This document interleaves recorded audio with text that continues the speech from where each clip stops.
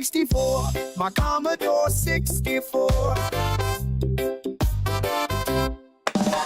I cook with it, steam with it, educate the team with it, my Commodore 64. My Commodore 64. I pitch with it, catch with it, count my chicks before they hatch with it, my Commodore 64. My Commodore 64. My SID chip singing got that VIC-2 glow. 64K, it's all I know. With 1 megahertz, electrons flow. But my 1541 so gosh darn slow.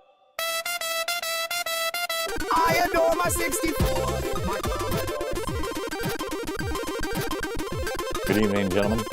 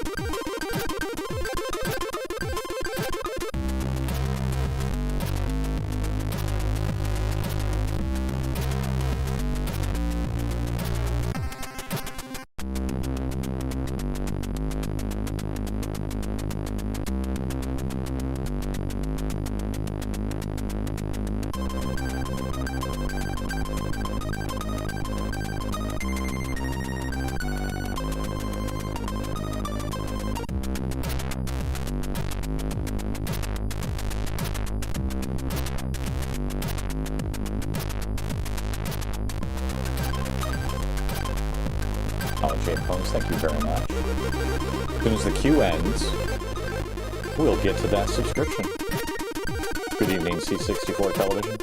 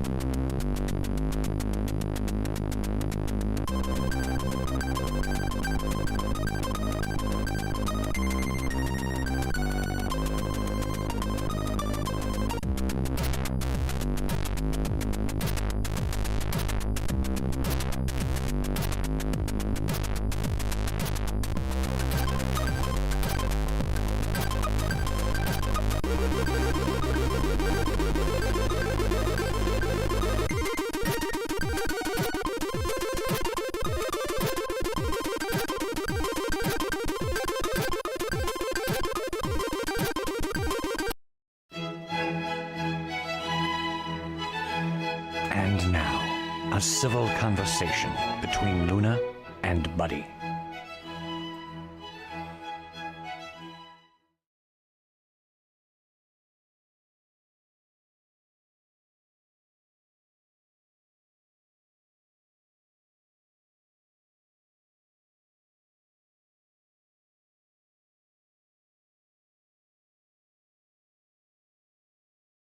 Welcome back to the arena, folks, where Mr. K just survived the ultimate endurance sport, the Colonoscopy Championship. Let's be real, the only thing he survived was the terrifying roar of the vacuum beast during pre-game warm-ups. You're distracted by the noise, but did you see those 3 polyps get tackled out of bounds? That's a triple header victory lap right there. 3 polyps sounds like 3 extra treats he didn't earn, and now he's groggy from the sedative juice instead of playing with us. It's called strategic recovery, buddy, not laziness. He's conserving energy for the post-op cuddle marathon I've already scheduled. He's barely awake enough to blink, let alone throw a laser pointer, which is a rookie mistake in my book of fun. Buddy, you're a You bastard. wouldn't understand high-stakes medical drama, since you get scared by a shadow. But this was a clean sweep of gastrointestinal hazards. A clean sweep. He smells like antiseptic and regret, and I'm voting for a recount with a tin of tuna immediately. I'm calling it the real MVP is Mrs. K for hiding the good snacks while he recovers, and I'm done watching this boring replay.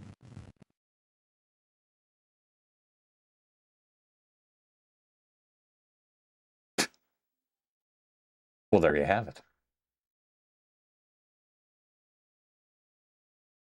For what it's worth, that was Buddy versus Luna on the topic of Mr. Christoph had 3 polyps removed during his colonoscopy. Colonoscopies are easy and fun for the whole family, submitted by Mr. Christoph. If you didn't enjoy this, please blame Mr. Christoph. Say my name right, Luna. Yeesh. Kids these days.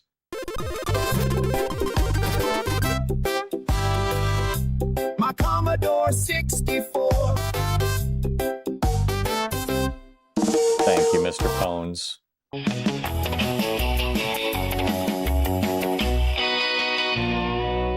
I adore my 64, my Commodore 64.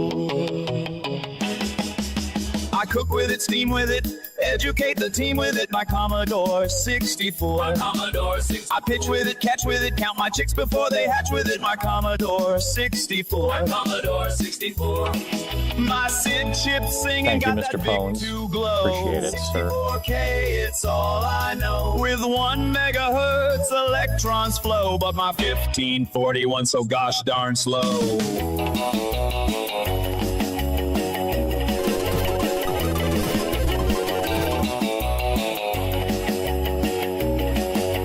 And then poop, poop, poop. I adore my 64, my Commodore 64. In a world of fun and fantasy and ever-changing views and computer terminology, Commodore is news. Are you keeping up with the Commodore? 'Cause the Commodore is keeping up with you. Poop,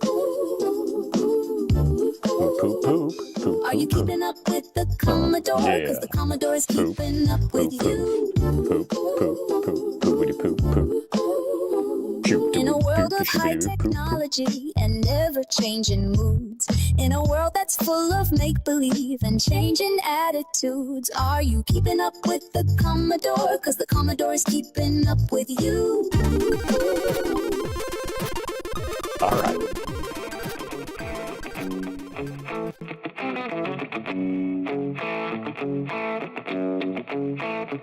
Pick it up.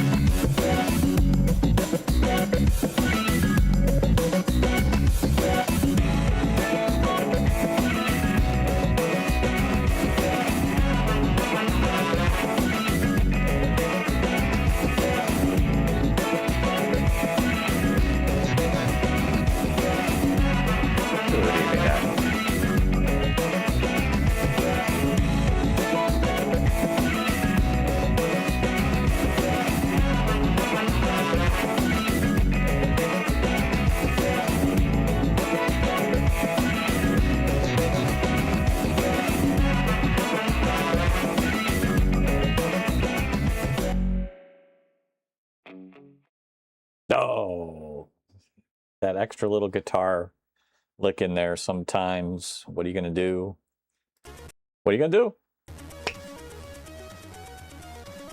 Good evening, everybody. You have a Luna here. Kind of, well, she's laying down. Her eyes are wide open, though, so she's really just looking for an excuse to pop up here. Sure, we'll see her soon. Might even get a visit from Triple P later, who is currently working on some Rocky Road brownies with homemade marshmallows. My water, don't even look at it like that.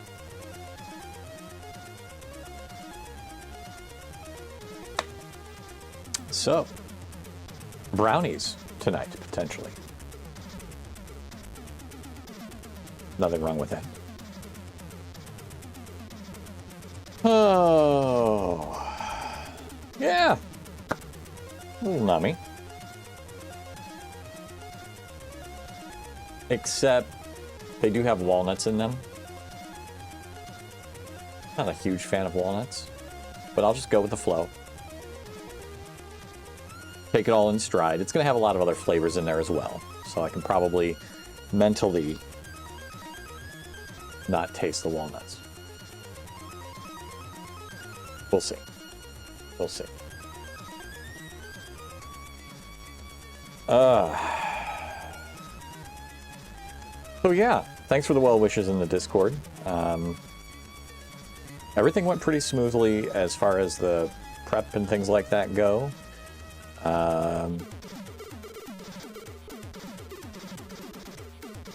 I remember getting wheeled into the room and they said you're going to feel some warmth here as the anesthesia kind of goes up your arm, and a little bit of a bruise here from the IV, but sure definitely felt that warmth, and then the next thing I know, PPP is looking at me. That's the first thing I saw when I woke up, so you can't beat that. Thankfully, nobody won on bingo. Unless you had 3 polyps on your own card, then no. But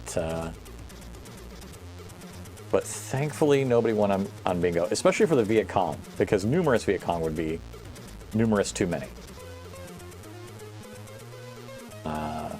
So, it's a good bingo card, though. It's an excellent bingo card. Half a Kit Kat. Oh. Yeah, I tell you, at the end, you just... When you're cleared out like that, you don't know if you're number 1ing or number 2ing at one point. You're just numbering because it's all just water. Or, you know, really, really light yellowish liquids. So they did not do that.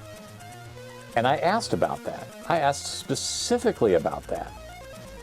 And it's different because PPP has had hers, and they have to make you wait. Because I'm the one that takes her there and picks her up and takes her home. And that's what they say. They gotta wait until you fart. And I asked the pre-op nurse for my procedure. It's a different place. It was a different hospital.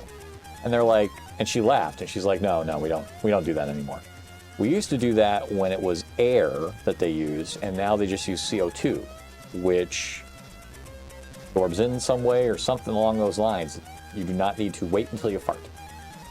We're talking about ass. She got a great ass. And you got your head all the way up here. A woman's ass. When I think about a woman's ass. We just watched Heat, actually, the other day, so that's poignant in more ways than one.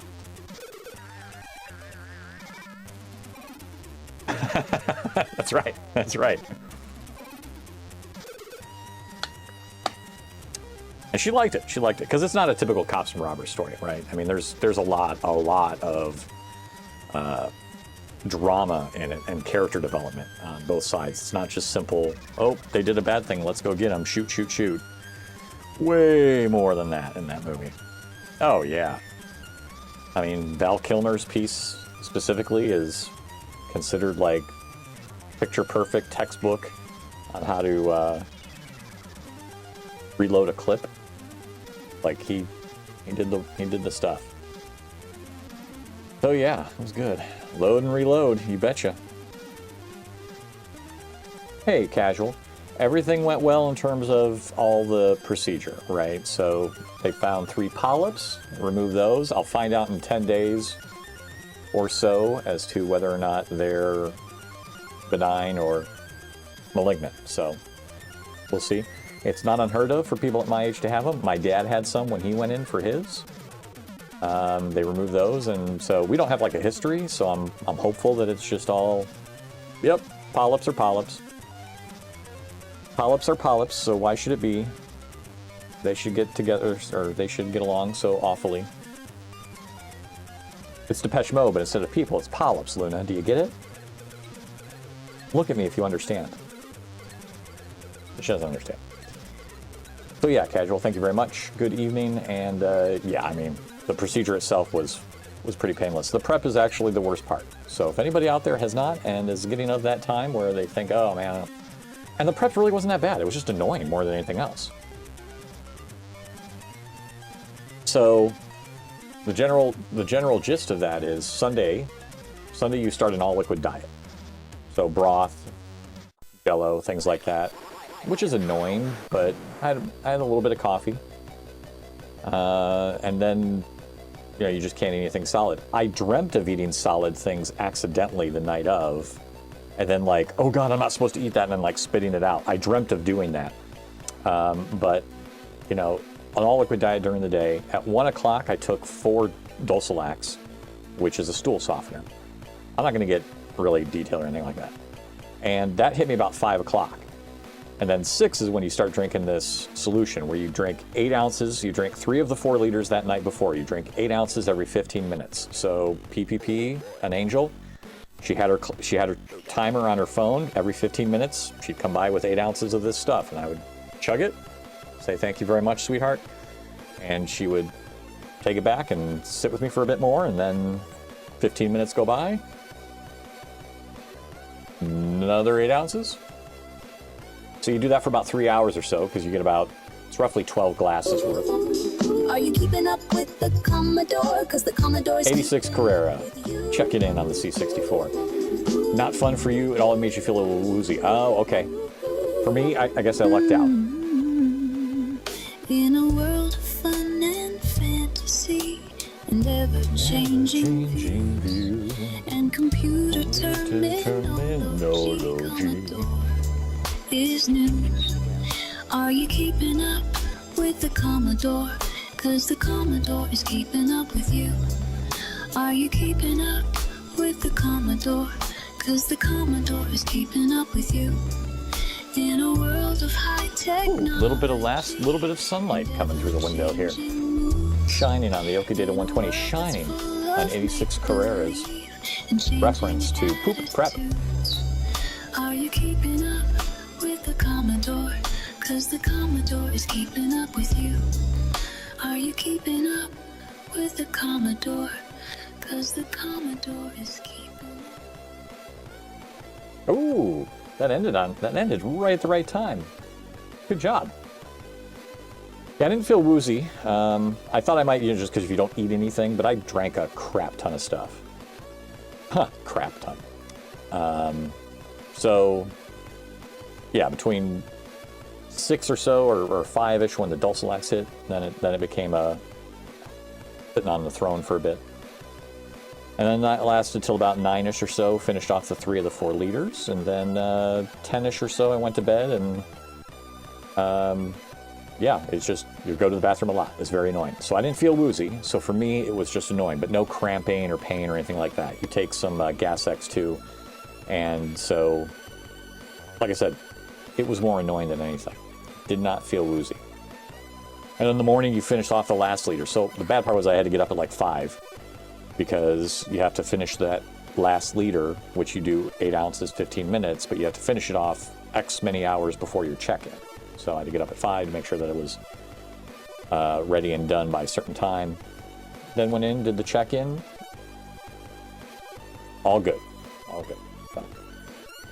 In 10 days, we'll find out if if the polyps they removed actually mean anything. Hopefully they don't, but we'll see. We'll see. That about sums it up. But thank you all for the well wishes. I do appreciate it. I did not do much Monday. I came home and just kind of slept a bit because I didn't sleep well Sunday night. And didn't sleep terribly well last night either. But I think that was just me getting used to kickstarting my system back up again a little bit.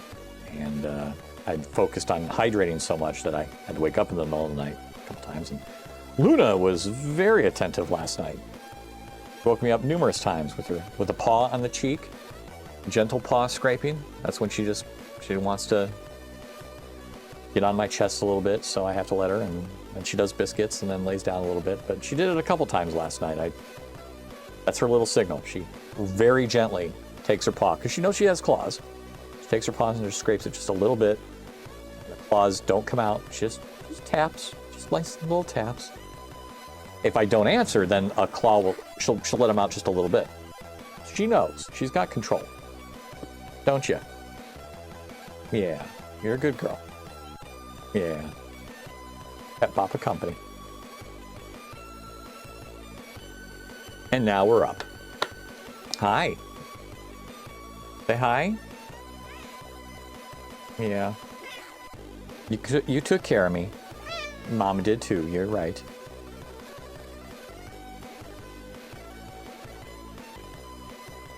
That's not your water, though. That's still very much my water. Hi. So yeah, I did not have a chance to add any more games to the bucket list this week, so nothing to terribly review.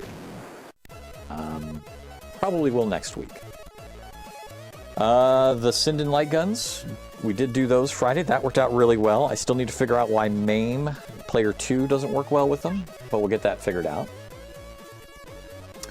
And once I get that figured out, probably not this week, but maybe the week after, I'll see if Pops is all about coming over and shooting the shit.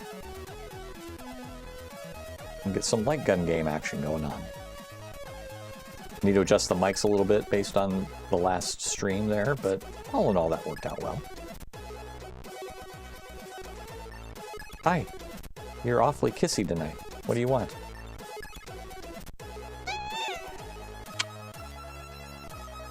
Yeah, I know.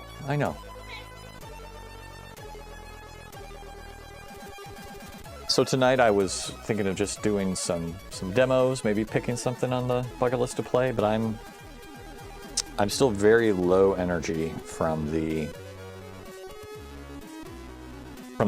not so much the procedure itself, but just not sleeping terribly well. Yes, Dolly Parton. Dolly Parton. R.I.P. Dolly.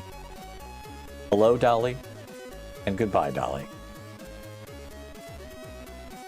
Are there any Dolly Parton C64 demos? I was just gonna bring that up. Yeah, so I hadn't really yet. Luna, that's a screwdriver. You can leave it alone.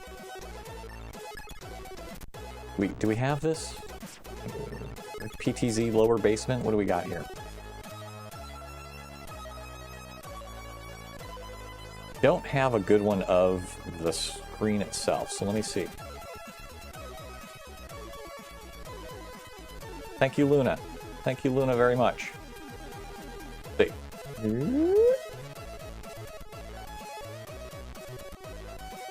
Oh, now she's coming back.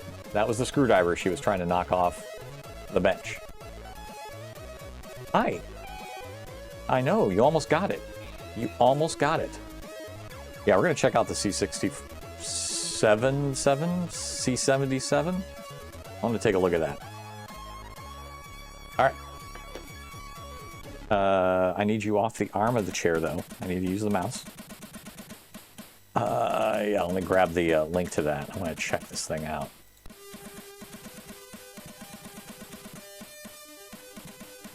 Commodore Jacks into the Night. Boy, that's a full statement right there. Jacking into the night. Oh, my aspect ratio is locked. Let's get that back to auto. There we go. All right, let's go back to main PC. What is this thing?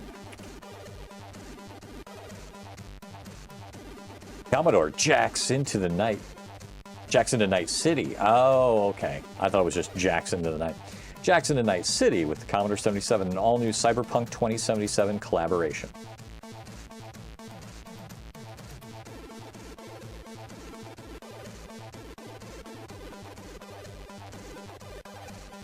So I don't mind the idea of aesthetic case designs. I think, you know, that's a neat idea. As for this one, I'm okay.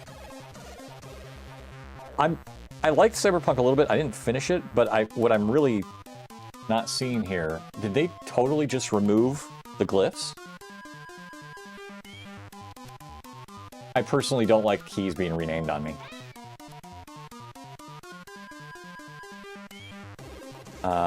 Yeah, I don't like keys being renamed. So I could do with an aesthetic change, but that's, for me, that is by far the bigger thing. I know that's tab, but run, stop, and shift lock. Yeah, exec halt. Okay, great. I just don't like... I don't like keys being renamed. You know them. You know that's F1 and F3 and F5 and F7, but eh. So what is it? Just a you can do... Let's take a look at the reveal video, I suppose.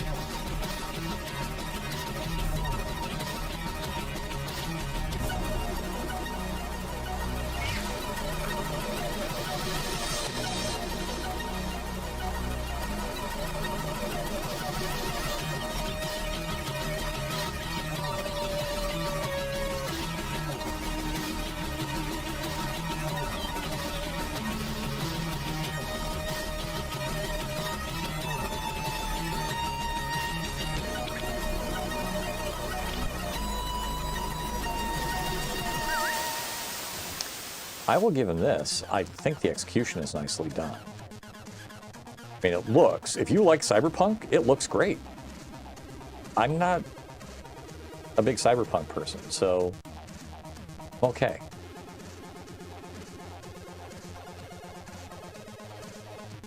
The LED bar here is kind of nice. I do kind of like that. I think the execution is good. If you like Cyberpunk, they're adding this wear on there. It looks industrial. It looks like an industrial C64, right? Which kind of fits that vibe. I don't want to lose my glyphs. I like the keys to be left alone. And I would agree on the slim version. I would prefer the slim version because I always liked the slim version. I'm a C128 guy, so I liked the slim version. You were born in 77, so...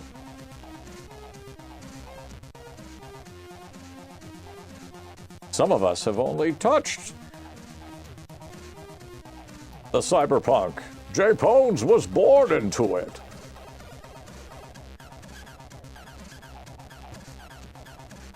I really zoomed in on this, didn't I? Yes, I did. Holy crap.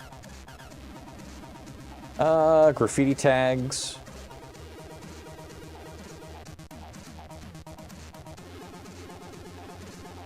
Created by the long-running Polish C64 demo group Arise, with an original soundtrack by chiptune legend Luke Hash. Non-interactive demo showcases just how far the boundaries of hardware developed in 82 can be pushed to 2077. Yeah! I didn't know they made a demo for it, too. That's awesome. I'm more interested in the demo than a C64, a new C64. I do wonder, like, do you have conversion kits for this? Would you want to buy another Ultimate C64 just for this alone? And has Arise brought it up yet?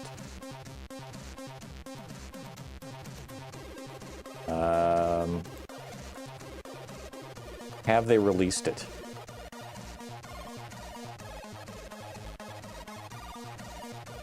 Nothing there yet. Whoops. Where the hell were we?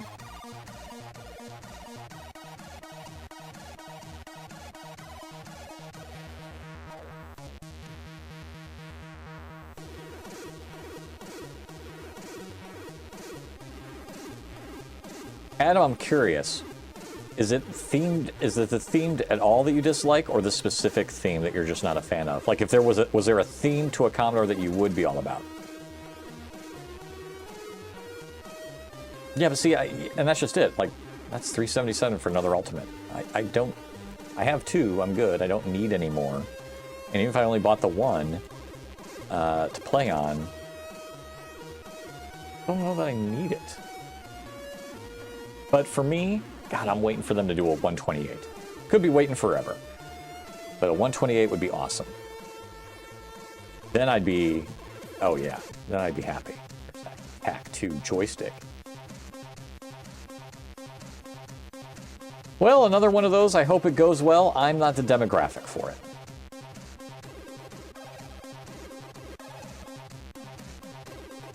Oh, wait a second.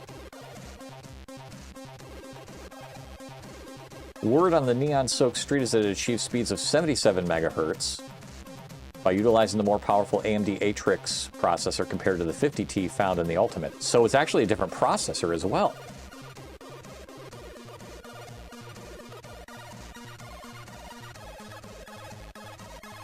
So, Mr. Pones, I think I can bring this back over.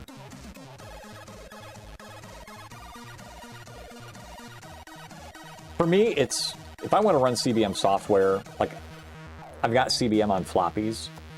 There was nothing I ran CBM style back then that I wanted to be able to run again. So it's not a huge deal for me to run CBM software. I don't need it. I really love the form factor. I loved typing on that keyboard. The tactile, oh man, I just loved the keyboard. So for me, it's that more than anything else. C128 mode, not a huge thing. It is what I programmed in at first because it had better sprite capabilities, easier sprite capabilities than peeks and pokes that you had to do on the C64. Like, it had, like, if I recall, there was a sprite editor. If I recall, there was some better way to do sprites, an easier way to do sprites. I ran some BBSs. I had, with the 80 column mode, right, was just really neat. You'll do some word processing and stuff like that. So for me, I did a little bit on the C128 side, but most of it was C64. I'd say 90% of what I used it with was C64. And then the 10% might have been C128, me messing around with terminal programs and BBS stuff. But not really CBM. I didn't have CBM discs back in the day, so I didn't know... Or, wait, not CBM, CPM. CPM, right?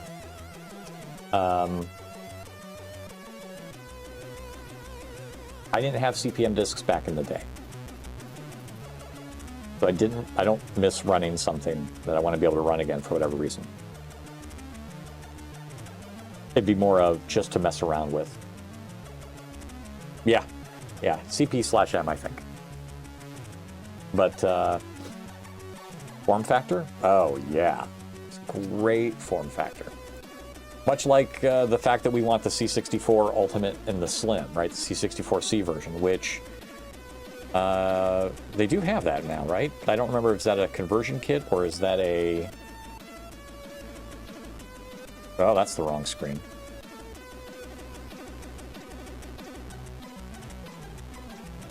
Do they have the C64 Ultimate?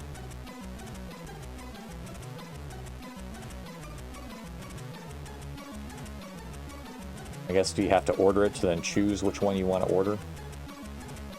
Oh yeah, okay, there you go. See, go basic beige. It just goes back to that. Didn't they announce the C64C itself? What am I missing here?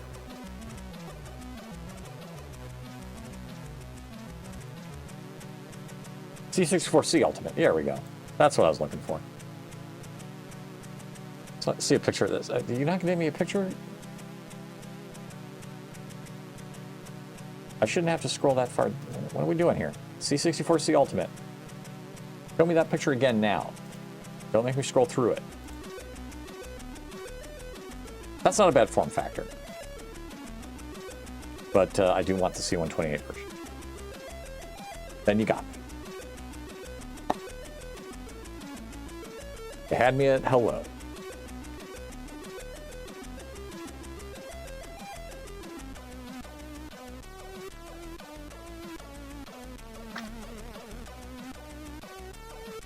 But it's nice to see Arise. It's nice to see a demo group get called out to make a demo with this, and see them do some stuff. That I like. That I dig. I mean, we were just looking at some of Arise's stuff the other day. I was like, wow, I'm really enjoying some of their demos.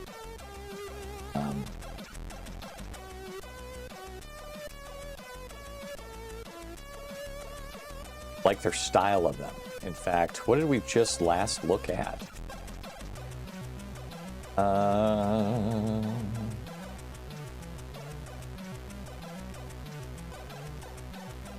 don't think I can search by group, can I? More filters. Release group. Arise. Yeah, we just looked at Nightworks, Sweet Infection, E2IRA, 3SIRA, or 3SIRA, or ears. I don't know how you're supposed to pronounce those. We just looked at those and I ranked them all. Sweet Infection was B, but the other ones were S tier. They were damn fine.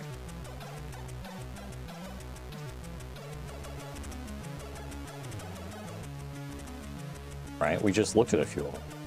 In fact, why don't we look at a demo of theirs now? So.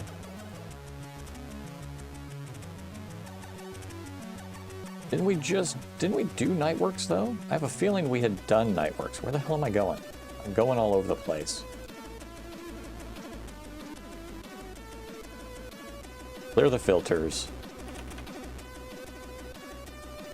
We did do Nightworks by Rise. Why did that not show up as... I gotta rework this user interface. Arise. Oh, it was there. Nightworks. Yeah, okay. What else do they have for demos? They got 3SRIRA. We did that one.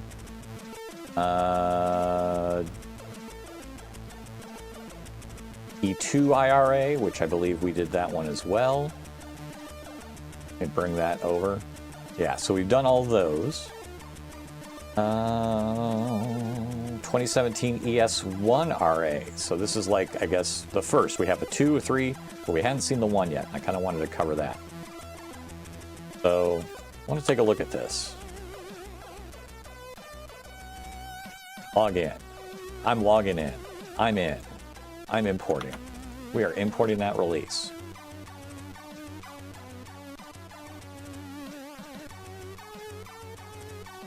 Oh, we're a little bit faster on the imports today. Isira by Arise. So this is from 2017, but let's see what they did. No connected agents. Oh my lord, we better connect an agent. I must have shut it off. Get our agent running.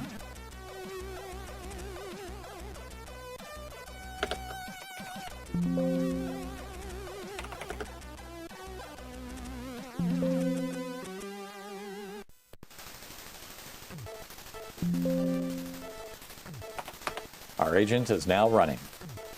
How about we try that again? Find the agent. The agent says okay. Retro feed. Boom. Background music off. ES1RA or ESIRA, however you want to say it.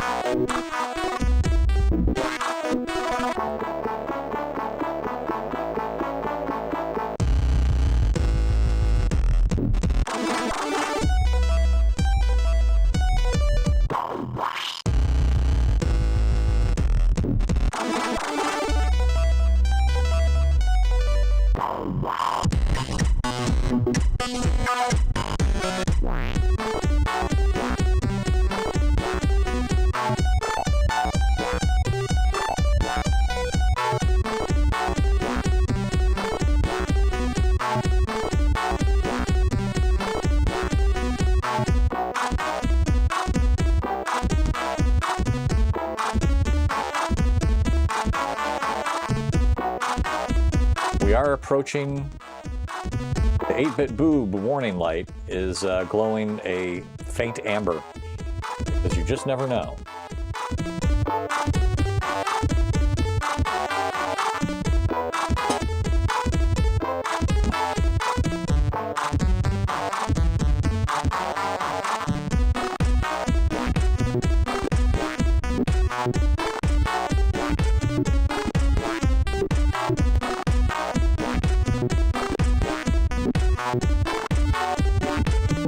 As long as we stay with lips and don't go to lips and assholes, we're okay.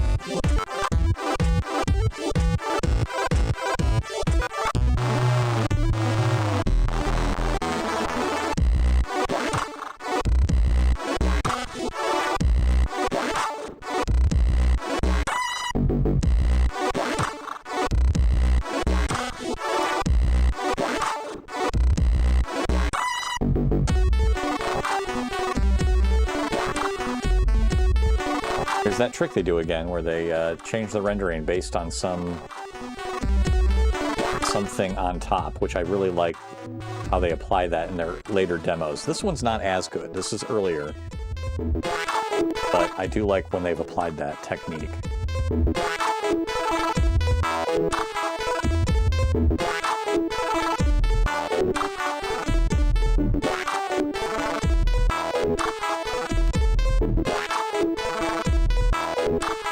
This is not a 5x5 for 5x5x5 for me though. This is just 5x5.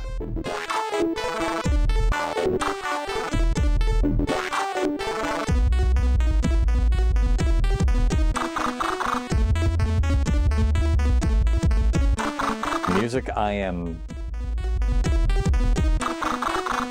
not a fan of the music on this one.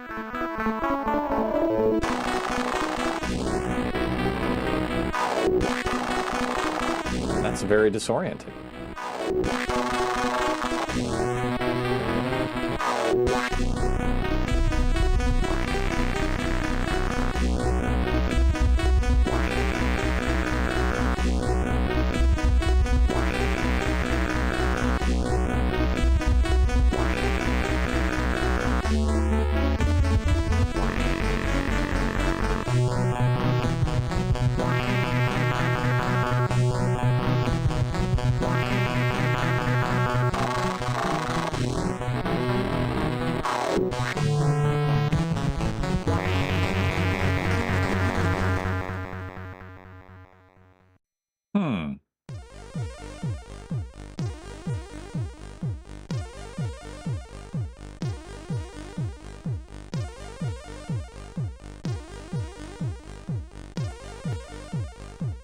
I'm not sure who that's supposed to be. If anybody knows what's supposed to be going on there, you let me know.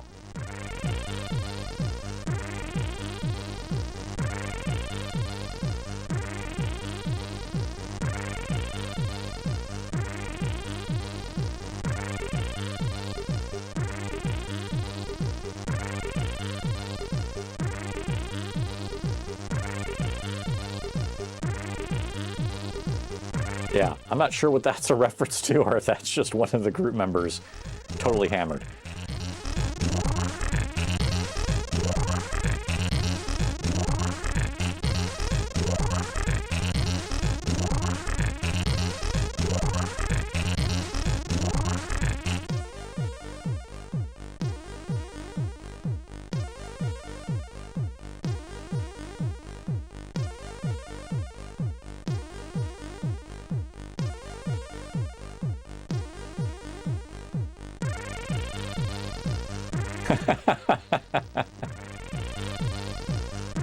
All right, we are saving that. That is not a 555 though. No way, no how. It just isn't. Edit though, that is safe for work. 8-bit boobs for J-Hobo today, at least for that one. Music is 3 at best for me. That was very repetitive. They reused that a lot, and the tune itself was just a little too repetitive too soon. Graphics were good. I didn't get really good vibes out of it though. Burning the place down. You didn't like it either? Triple F?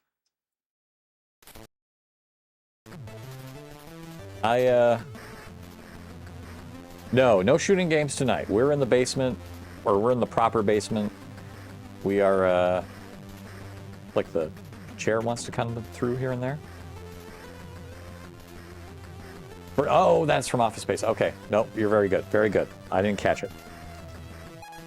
No kid shooting tonight. But that kid's gonna go down again. Like, it's going down.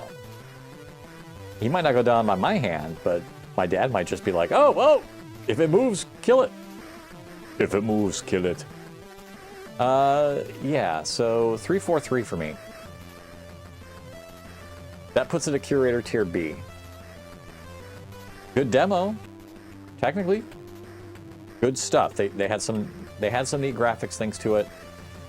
The Arise, you could see where they were going with a lot of their style, right? You got to see some of that in there. So that could almost make me move vibes up to a 4, but I'm feeling not so generous with it tonight. And I'm thinking, yeah, that just wasn't hitting me like I wanted it to.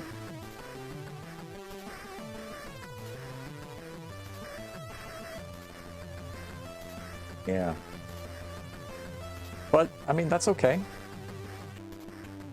That's all right.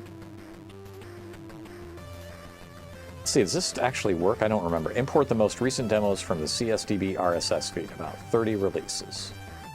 Or we could go back to the list.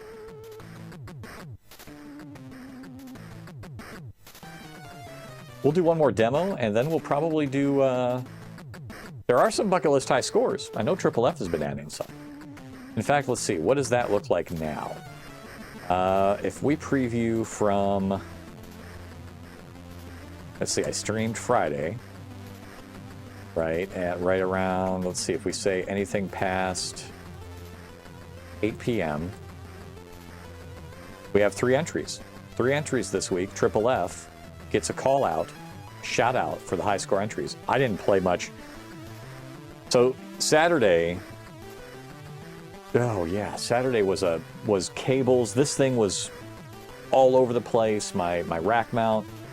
I took one box out, swapped out the PSU. So of course, the PSU of the old one wasn't modular, so I had to trace through where it goes all to the motherboard and things like that, and disconnect everything. Put the new PSU in. So now it's instead of a 750 watt PSU, we've got 1500 in there, so it'll run a little bit more efficiently and handle another card, which is really what I was trying to do, was consolidating some cards in there. But PSU swap takes some time. I wanted to be very careful because it's like the only box I've got for that type of stuff. So I wanted to be careful with it. Had a lot of Proxmox issues because the thing runs in a VM and bar sizes and all sorts of stuff that I had to work through for the addressable memory as Proxmox settings. That combined, the settings in Proxmox, combined with the PSU swap out, combined with the fact that putting 2 cards in that box really makes things tight, so I had to make sure the airflow was okay and put a riser in between them, or a space in between them. And then that ended up making it so that I had to... Hey, Upshift64, good to see you too. Good evening. So then with the, I had to remove the RGB fan cable, so the RGB lights don't work anymore. The fans still do, but the RGB lights don't because the card didn't have clearance when I put the card in.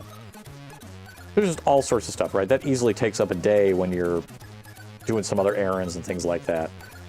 So Saturday was like, it was good stuff. I got things done that I wanted to, but I didn't have any real time to curate new items for the bucket list or play any games to do some new high score entries. So for me, it was a weekend of either the stuff we've talked about or swapping out things on a PC box. And then I had to also, yeah, that's right. So I pull too much on this circuit in this room, where the last time I ran my laser printer to print off a page, everything went dark. So I had to move that box to a different circuit. But that means I had to route a fresh network cable because the network cable that goes into the other room now is on my main LAN, but I do physical separation of my clusters, my Kubernetes clusters. So that meant that I wasn't doing it via VLAN, it's physical separation. And I didn't want to do VLAN just for that one cable and have to mess with the whole cluster. So I had to run another network cable from this machine all the way across the ceiling. Didn't have one cable long enough, so I had to find a connector between two Cat5 terminals, or Cat6, whatever it was, and run that. So running cable through the wall, fishing cable through the frickin' wall, on 2 walls that I had to go through. Yeah, that's just more like, okay, that's all my Saturday was just cables everywhere. Yeah. Ugh. Blah. Blah. Just because I do that doesn't mean that's in your water.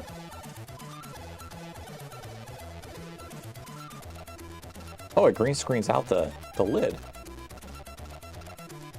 Weird.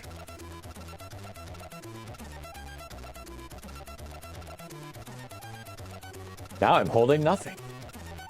Oh, now I'm holding... Whatever.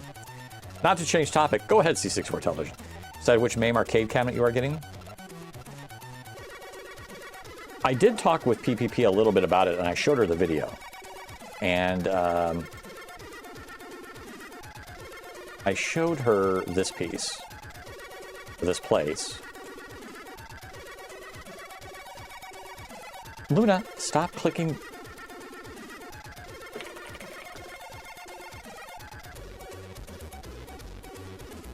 That's not it. There we go.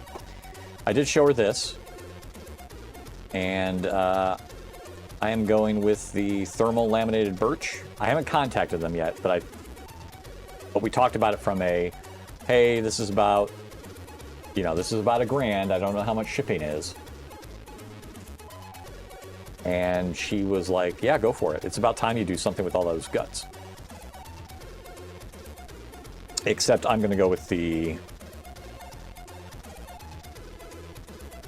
This is the 2-player kit. I really want the 4-player kit.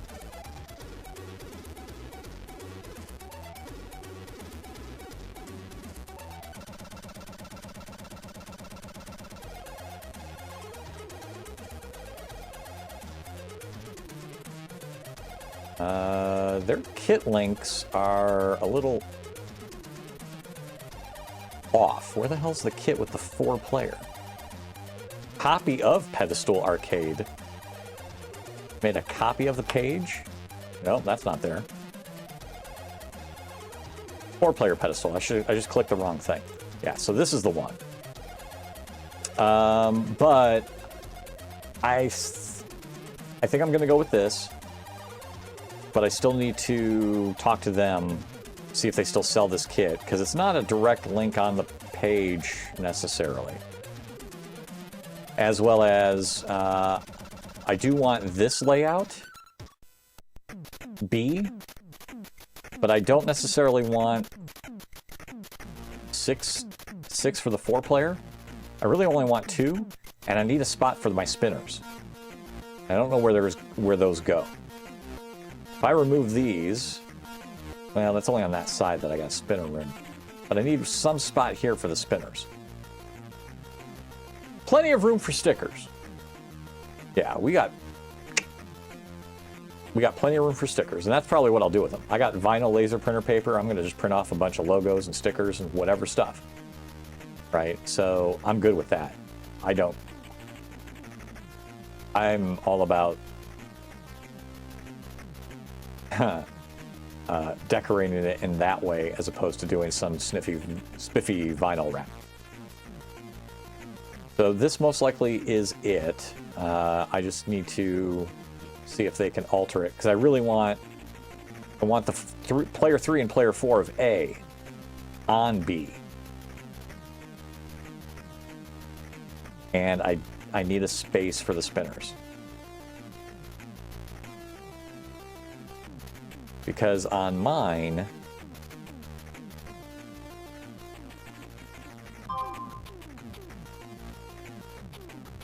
woo!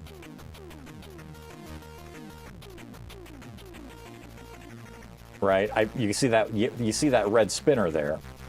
That's where it sits. Basically right to the right of the buttons. And I need a spot for that. Ad incoming in 60 seconds. And I don't know if they'd be able to accommodate that, but I have to call them and ask them. But I think that's... Mail you a sticker pack? Oh, dude, that'd be awesome.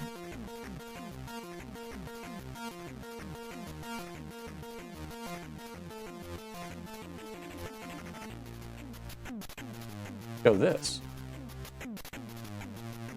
I would totally love to have those. Hell yeah. I would sticker the shit out of this thing. That would be awesome.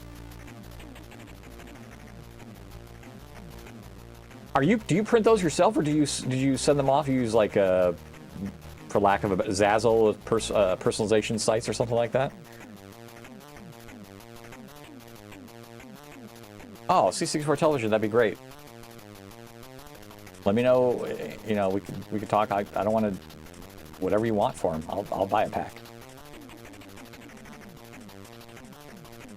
Okay, so you gave them the graphics and they print them off, because I can see there's sparkles on some of these, which is great. I figured they were your designs, but that's clearly, unless you were doing some special printing. Like, I figured you sent those off to somewhere, but I wasn't sure if that was like online Zazzle type of thing, or if... Oh, awesome. Hell yeah.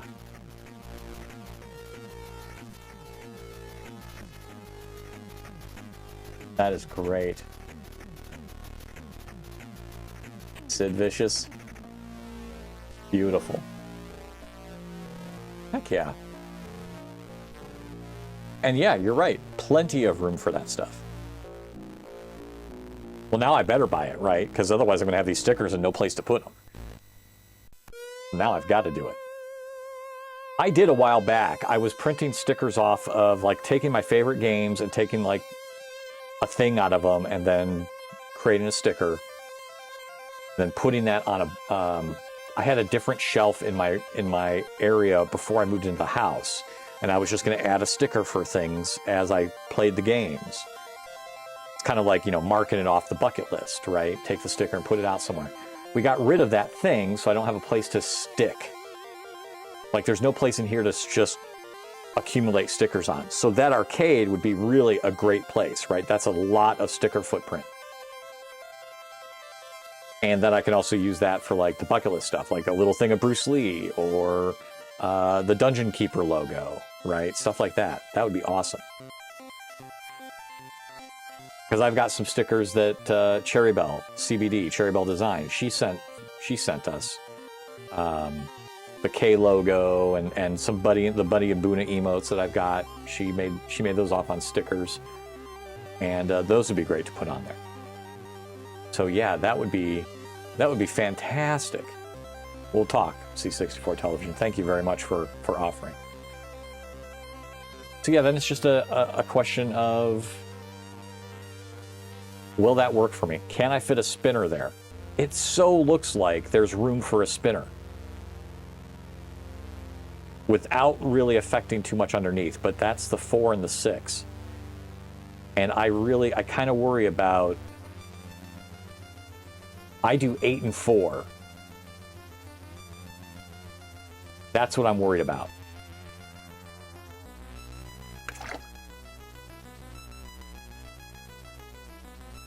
Now, I am curious if other people have ever created cabinets with more. Like 8 covers your fighting games. So I kind of want to have 8 at least for player 1 and player 2.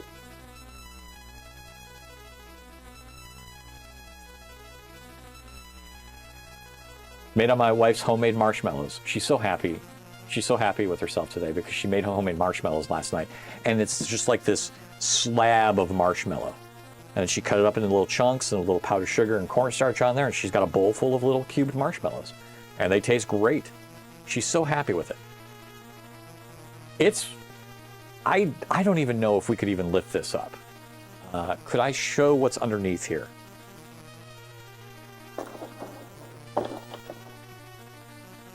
So, this I need to put somewhere. I'll put that over there for now. So this is, what is this? Oh, this is a VGA output. This is not a, is this a Gonbes or something? One VGA, one HDMI.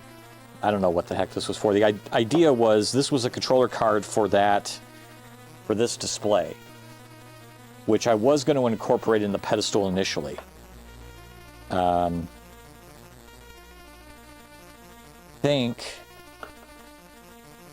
Yeah, this connects into the back of this, and this was going to be a second display for me because I was going to embed it inside under here as a marquee. I don't really care to do that now. It's just not that big of a deal, so I probably won't use this display. And then we had the initial power block that, I think this is showing up, right? We had the initial power block of all the crap that I had to power with the thing. I don't know how well this will lift up. We'll give it a shot. Penny Donut, neighbor.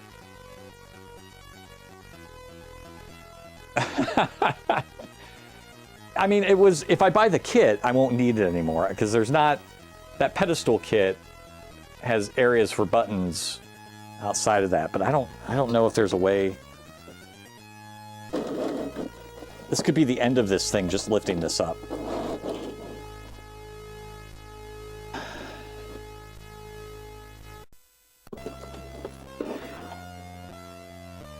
So can you see any of the crap underneath there? You kind of get a view, right? So I had wired it all up effectively. All the buttons, everything is wired underneath. There's an iPack port back there somewhere. So these are the guts. All I got to do is kind of basically take these out. Oh, that's making a noise. That's not so good. Yeah. Yeah.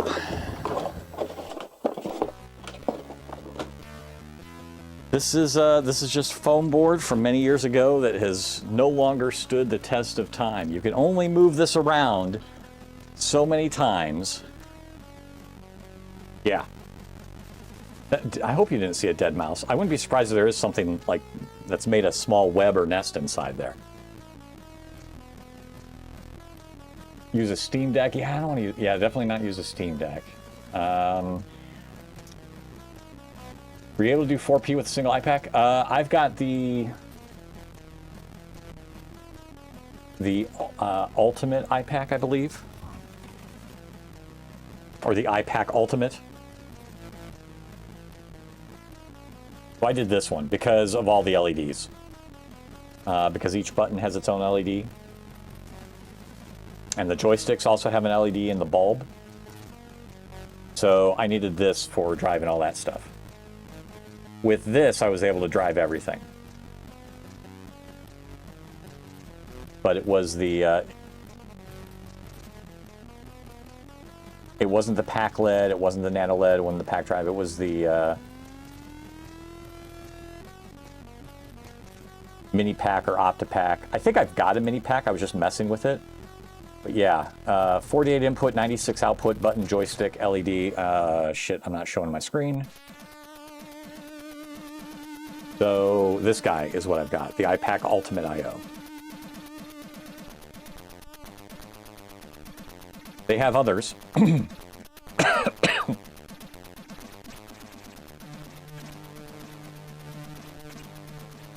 But I'm pretty sure this is what I needed to get for all my stuff.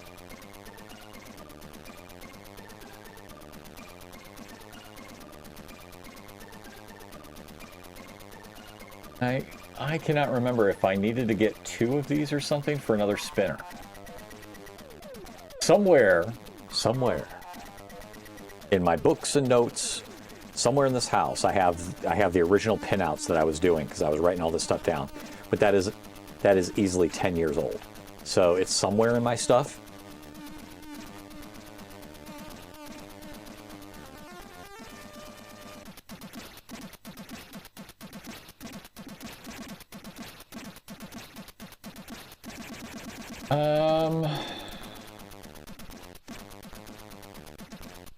Do you see that on the board, or did you see that in the description?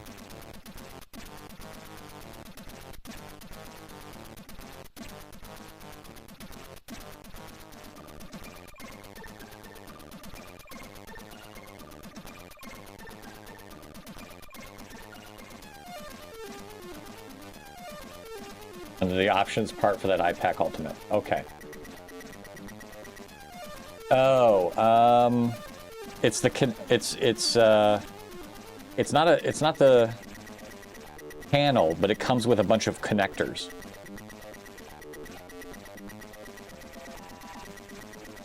But I don't think it changes the panel. I don't think they give you, do they give you the lip? It's this stuff.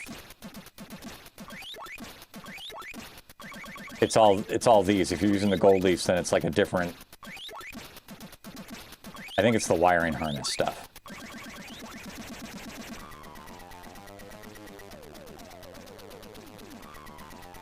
I think that's where it was from.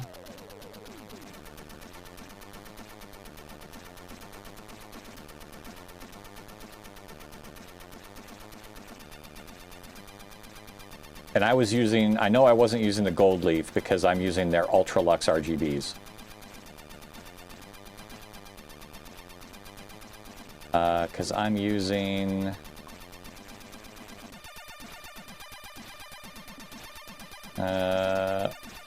Ultralux, the Ultralux push buttons.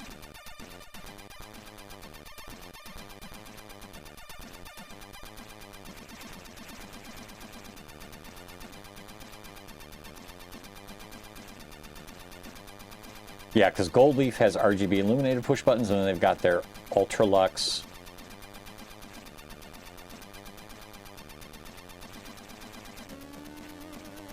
And I think these, I did a bunch of RGB whites instead of coloring them a certain way, because each of you see them, they're all white on mine.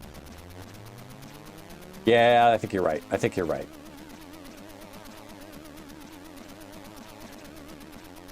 Like I said, I've got all these guts. I just need to put them in something. And this I'm not interested in. I know that they have the coin door option. I don't need a coin mech. I'm not going to charge myself $0.25 to play a game, so I'm okay there. But I've got to basically get in that thing and take it all apart and catalog where I had everything, trace the wires again. Because even if I find my wiring pages that I had written down, I'm like, I don't know how accurate those are. There's a whole lot of wiring work I'd have to get done.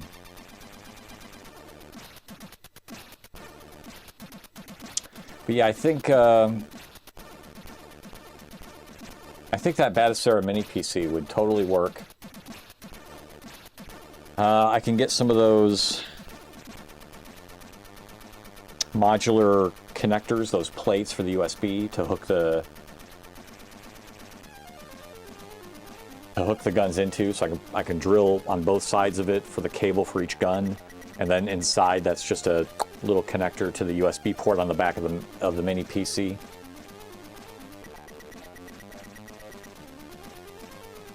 It is more about, yeah, hunting for a used coin door for my pinball machine, ended up printing just a blank panel. Yeah, I get it. I get it. For the look. For me, I'm okay without it. I don't... So this is just the knob that I've got. I like the little mini steering wheel. That's kind of cute. I don't know what that looks like actually on something. Because the picture of it, yep, that's very mini. That is a mini steering wheel.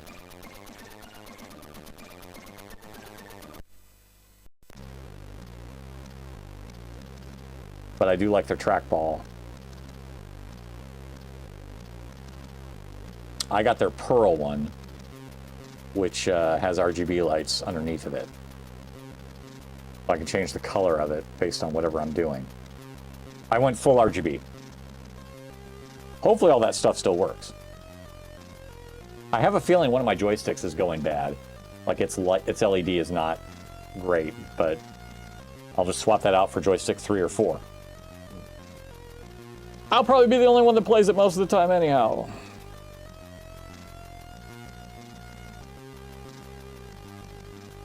Heyo! Why donut? That is exactly what that trackball's for.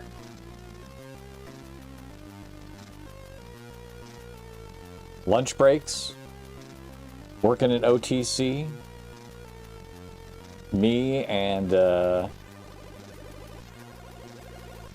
two guys from the networking team, we'd go down to this bar just down the street, get a bar and grill just down the street for lunch, beat the shit out of a Golden Tee machine. That was our lunches. Yes. Hydrate action. We'll hydrate. And yes, your classic arcade games, Missile Command and Centipede, you bet. Definitely want a trackball, right? The spinners I got for one game in particular. I'm sure you'll be able to guess which one. But the trackball, that was for Golden Tee. But we know what the spinners are for. Right.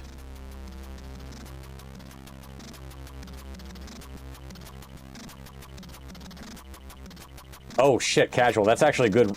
That's a good one.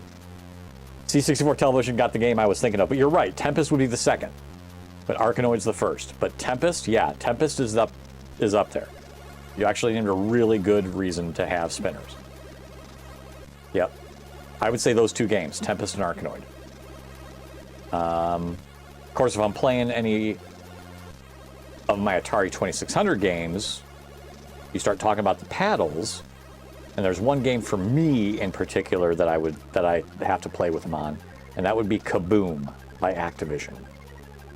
That was a paddle game, and damn, that was a fun one. And I think Warlords was a paddle game, wasn't it? I mean, you do have the classic Pong. I doubt I'll play it. I think I ponged myself out into oblivion over the years. But classic Pong, of course. Very good, very good. I have two spinners. I can just Pong myself. Sometimes you just gotta Pong yourself if no one's there to Pong you.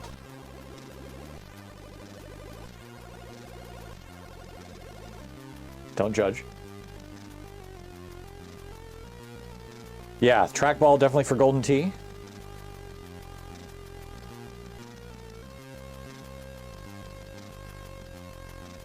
I tried it a little bit, but I don't know how well it plays. I think there's some wearing in you kind of got to do. You got to hit it from some different sides for a while and kind of wear it in. Oh man, Arkanoid was in terms of bowling alley games, that was mine. Was Arkanoid. Yep. Played the shit out of Tempest 2000 on PC, but it was with the keyboard. Oh, I didn't know they made one for the PC. I didn't know they brought that over. Tempest was fun. I loved being able to just the little clicks on your spinner, right? And the thing would just really good fine-tuned controls. Triple. You just gotta pong yourself. Don't pong shame. That's showing up. That's kind of showing up there, isn't it? It's not dark, but it's definitely like I see it from the IV. Yeah, Arkanoid was great. The worst game of Arkanoid I ever played was on a cocktail cabinet that was very much a MAME setup. Somebody built a cocktail cabinet, and it was a joystick and buttons. And one of the games you could play was Arkanoid. I'm like, that doesn't seem right. Let's see what it's like. So I started it up, and yep, you had just constant speed of your paddle, right? But also it was very high speed. Like there was no fine motor skills on that game whatsoever. Just tapping the joystick and it would jut over like a good inch or two on the screen. You're like, yeah, you can't play Arkanoid with this. It would play whatever CD was in your drive and played with the Mortal Kombat soundtrack. Oh, yeah. Okay. There were a few games like that, right? Where you could just stick an audio CD in and it would just bring that in. I'm trying to think of one that I might have done that with. Oh. Can't think of one, but I am remembering games where you could put MP3 files in a folder, right? And the game would just bring that in. And I want to say it was something like, maybe it was one of the NHL, like EA Sports, like you could put music files in a folder and like it would take clips of the music files from during your games, when you're playing the game, right? When you have music in between the announcers saying things. I'm pretty sure that was a thing on one of those. Had a max length blank CD for that purpose. Oh, shit. Hell yeah. Hell yeah. Oh, that's excellent. Oh, so yeah. Would you have the trackball? Honestly, I'm not sure. I could play around with the wiring of that stuff before I got the thing, but it almost feels like I document what I've got, but it doesn't feel like I want to. You saw, moving that thing just makes a crack. The next move is going to break that, so I think maybe I just wait till I get the thing ordered. Donut, what are you... You have gotten kind of the bug with this as well, so what's your latest with it?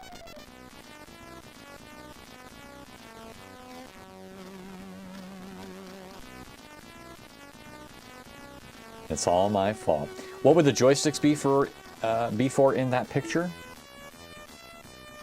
Oh, this one? Oh, thanks to James Van Horn, here's the example project panel shown on our header. Oh, that's kind of cool.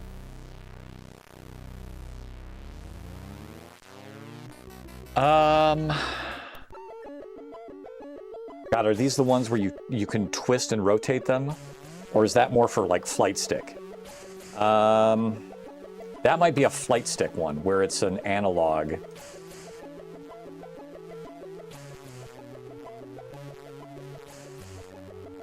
.360 oval tops, 2 UltraStick 360 flight sticks. So that's the flight stick.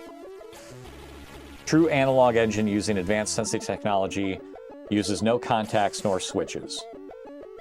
So that is for pure flight stick stuff.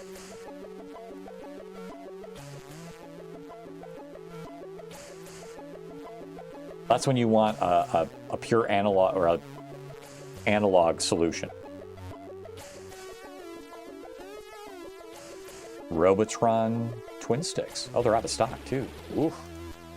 You can't get them.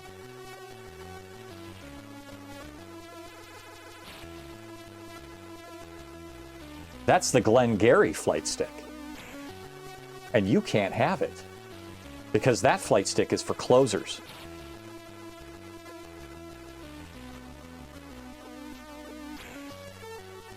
Oh, they've got the Mag Stick, which is their magnetically center joystick. I never really played around with that. I think I just got simple... Actually, I do think I have a couple servo sticks. I did buy servo sticks, and I think that was because you can with the servo, you can change the 4-way to 8-way with a little servo, and it'll change the restrictor plate automatically for you. I think I do have those. I think.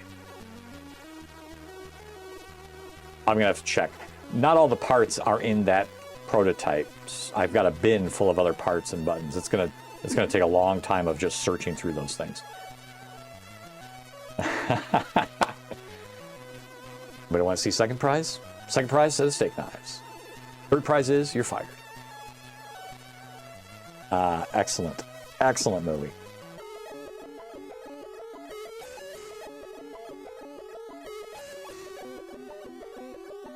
George and Harriet Nyborg.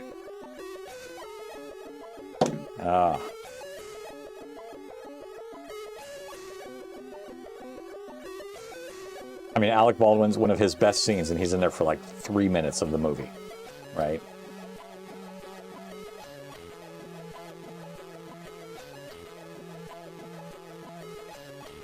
And answer your question, pal, who I am? Putting his watch back on, berating Ed Harris. I'm the guy that came down here as a favor to Mitch and Murray. Said the real favor would be fire your sorry asses. And something, something, right? Yeah, good stuff. Glengarry Glen Ross. Excellent movie.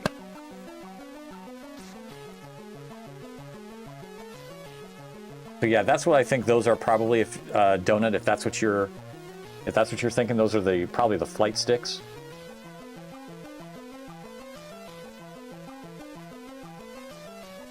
Now that's interesting. I'm actually, Donut, it's very good that you brought this up, because look at where he's put in his spinners. Put the spinners right there.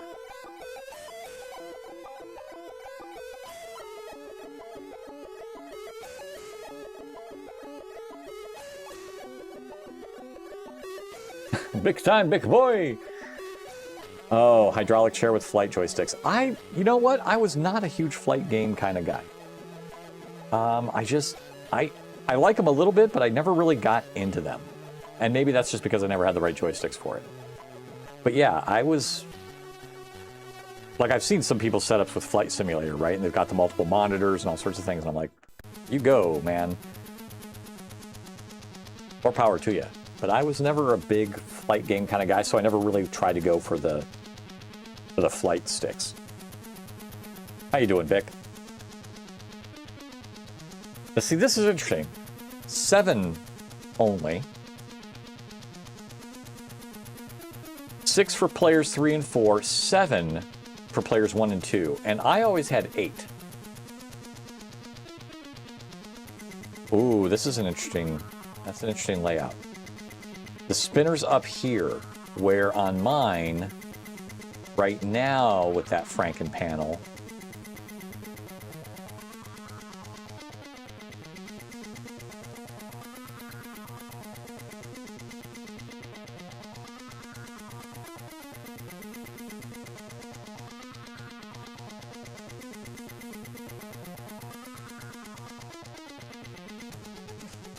that could work.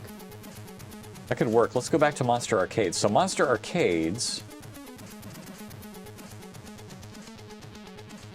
I want to look back at their footprint here. Shit. So they've got theirs cutouts here.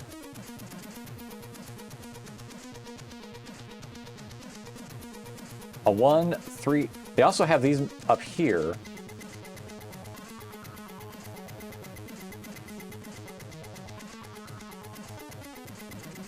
Drop what you've been doing up in Discord. Okay, let's check that out. Because I think I might have to look at finished versions of these layouts.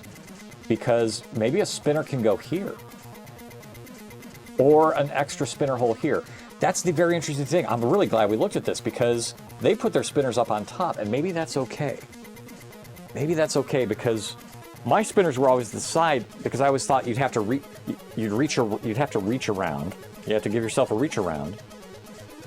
And And I thought ergonomically you'd just be banging that, you'd be banging the joystick, right? If I'm doing a spinner here, my hand's gonna be trying to hit that joystick, but maybe that's not as big of a deal as we thought. This is a bit of a Franken panel as well. That's obvious. This is a Franken panel. No doubt about it. You put that many controls onto one thing, it's a Franken panel. That's what mine is. Smell our own.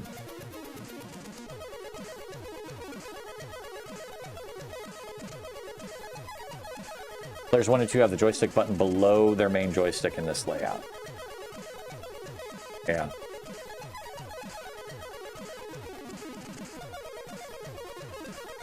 Yeah, that's interesting. I mean, I technically do have room on mine because these were, and I've got these marked too. So this is all, oh Jesus, I can't read it anymore. There's menu, pause, exit, shift, and then I think this was like player 1, select, coin, start, coin, start, coin, start, coin, start, coin, start. On these, all of those kind of go across the top instead, which would leave me room for a spinner here. So I could take this spinner here and move it here. And then if you were thinking of like how you were spinning, do I move these buttons closer together? Just a little bit? Move these down? Well, I guess if I'm going with their pattern, I take whatever they've got, right? But it feels like this area would be now open compared to mine because theirs goes across the top, but they have these 4 on the Monster arcades. They've got those 4 in the middle. Could one of those be a spinner, or do I...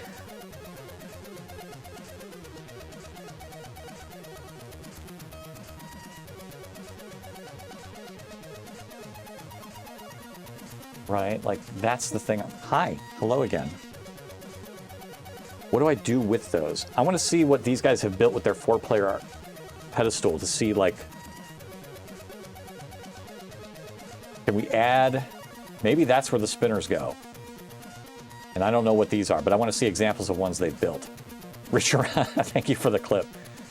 Players 1 and 2 have a joystick. Okay, so let's take a look at what. Oh, he's got a bill of materials and everything.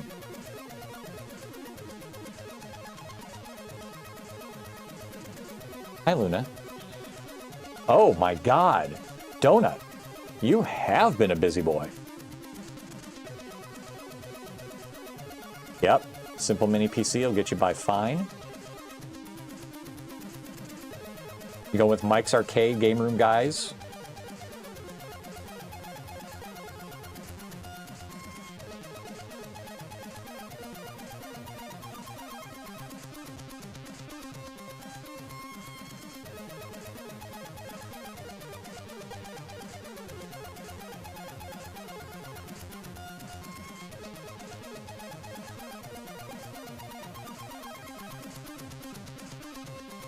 Yeah, you definitely want to confirm all these things are going to play nicely.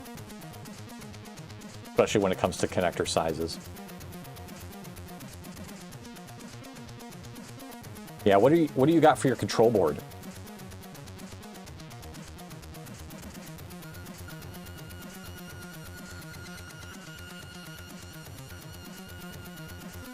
Do I see the control board here at all?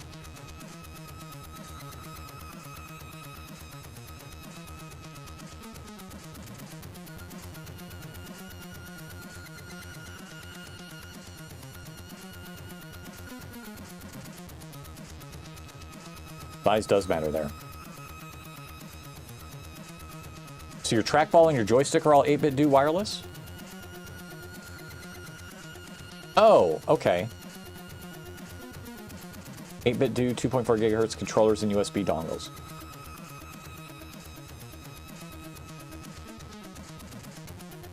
How are you doing that with the joysticks then? Or what is this, Brook Wireless? Is that... Wait, let me look. I'm kind of curious what... If you're not wiring stuff into that. Brook Wireless? I want to look that up. Brook Wireless.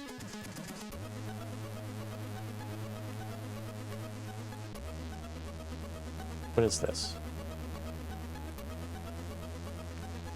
Oh, that's headset? Plans to have the player portions of their arcade be removable to be similar to a flight stick.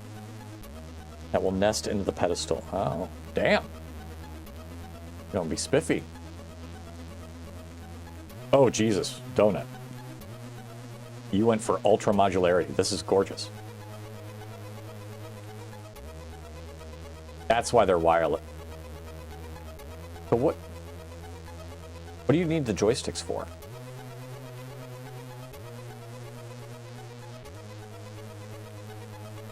If you're going to use the 8-bit do, are you going to use the 8-bit do controller like I've got? Like the... You want to get crazy? Huh? Let's get nuts.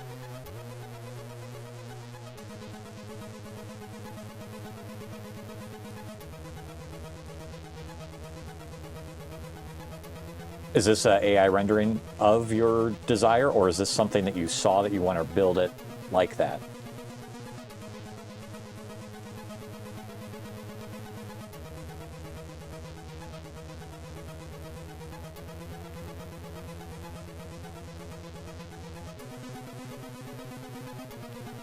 That's interesting. That is very interesting.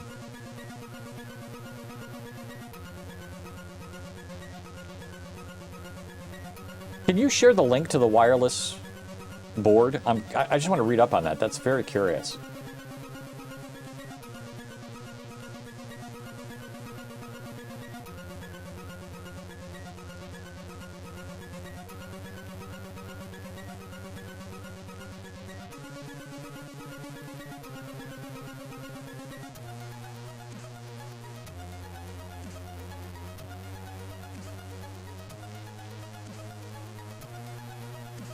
I do like the color combo. Black and purple, they're always nice.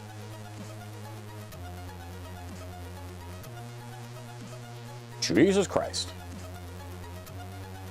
That's a link. That's a spicy link-a-ball.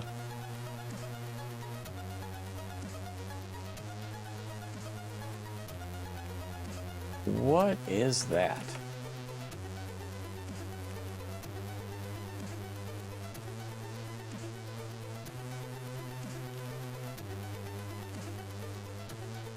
Wireless fighting board supports PS5. Okay, so you could build your own fight sticks and be totally wireless.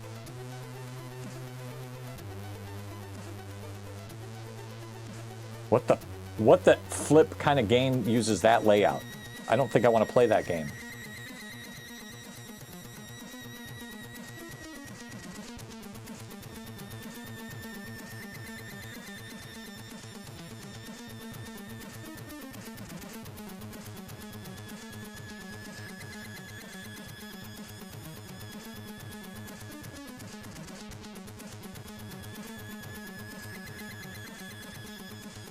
I don't know what this video is. Why do we have a video? No compatible sources found. Okay, whatever. Go away. Interesting. Wireless compatible controller board for PlayStation 5, PC, and Steam Deck.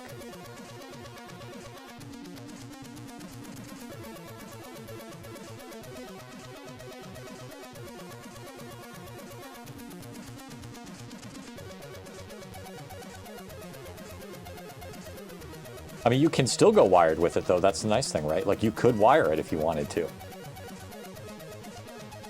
So you have options. You totally have options. You just modularize the plugin.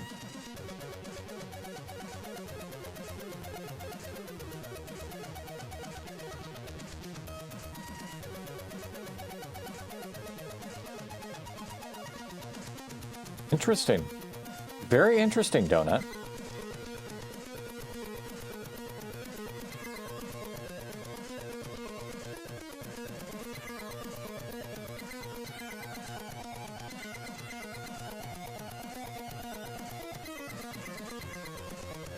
Cool.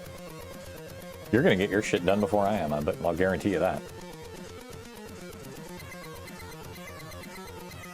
That is gorgeous, though.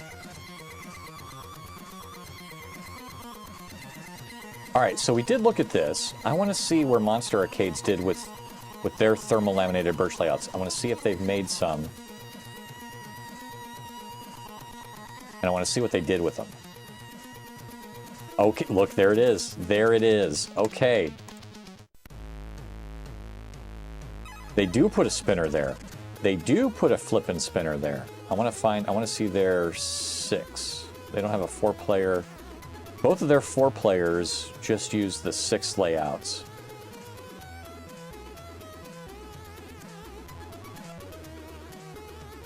So yeah, they did put a spinner there.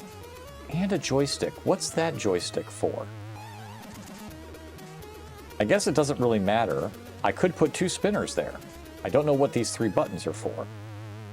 I guess the fire. If you're playing Arkanoid, you want your fire buttons right there, right? So spinner, fire. Don't know about the middle guy. Fire, spinner. Because there's not many games that do multiple spinners, but Warlords is one of them. So I wanted to be able to support multiple spinners. But at the end of the day, I know I could at least do this.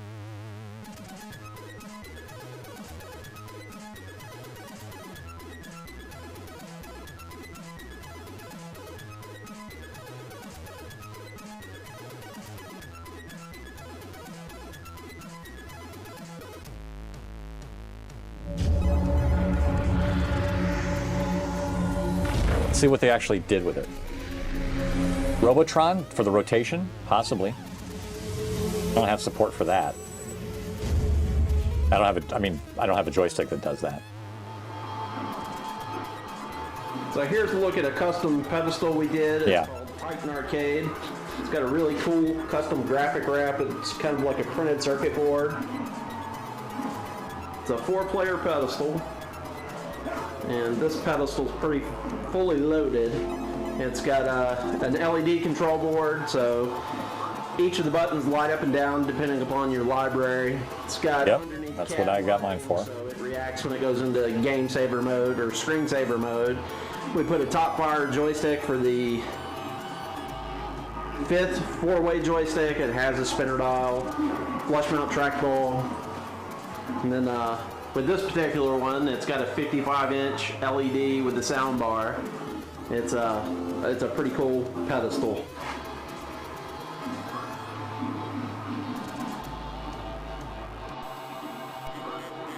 And with this one as well, we put a pinball package on it. So we added the pinball buttons to the quad and put a upgraded graphics card, a little faster processor, more memory, just to be able to... Yes, Adam, let me see if I can find this. I recorded this a long time ago.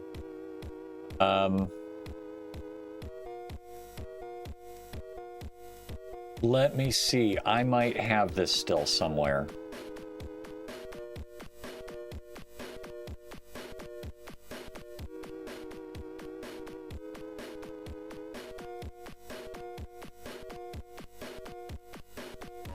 What is this?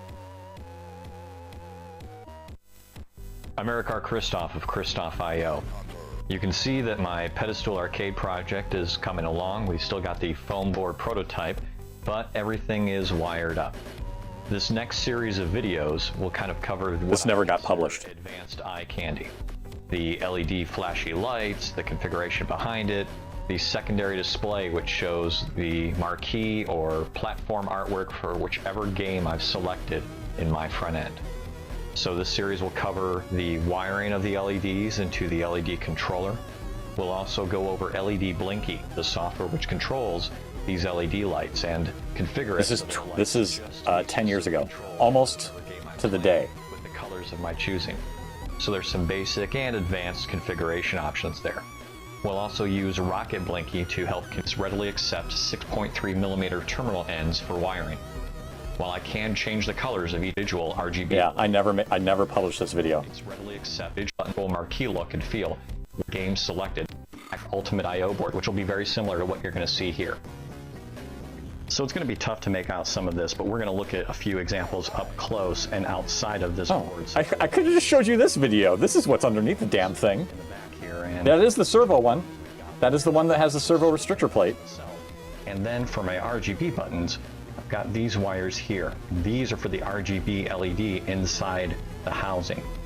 All of the LEDs for this side go into the PACLED 64 back here. I do have a PACLED 64. Switches themselves, these are all just for the LEDs. So now let's take a look at a couple of LEDs outside of this and get up close with the wiring. In this example, we've got a couple of single color LEDs and one single RGB LED and the iPAC Ultimate IO board.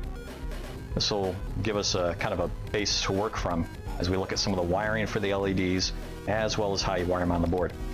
Now the iPAC Ultimate IO board. I guess I didn't use the Ultimate for the pedestal. Boards in particular. Before I joined Slayer. I guess I did not use the Ultimate. I just must have used the PACLED. And there you have it. And just took a wiring block from Lowe's or Home Depot. Now, okay, so yeah, I went through how you set those IDs. Otherwise, the operating system will not see two different boards. Yeah, so yeah, there's two different boards, and the goal is always, so what I used to have, and I don't have the example video of it. Let me see if I've got it real quick here. I might have a quick cut. Give me 1 second here. Retro gaming.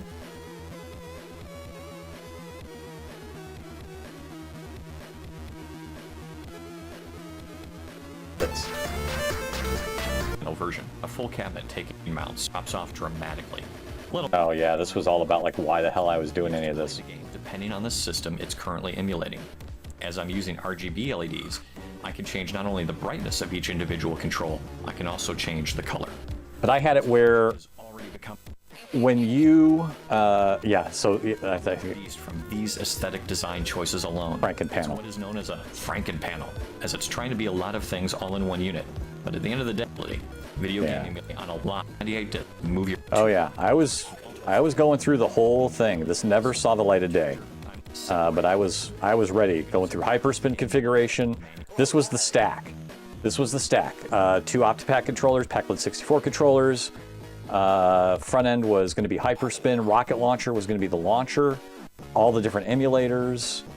The goal there too was I was going to, I did text-to-speech announcements, so whenever it said now playing Joust, player 1, and it would, when it would say player 1, the player 1 joystick would light up, and then the fire button would blink, and then it would say fire, and if there was a jump button, the jump button would blink, and it would say jump. So when you started a game, it told you and blinked the lights that you, or the buttons that you needed. If it was a button that wasn't needed, it wasn't going to light up. So it only lights the buttons that you actually use.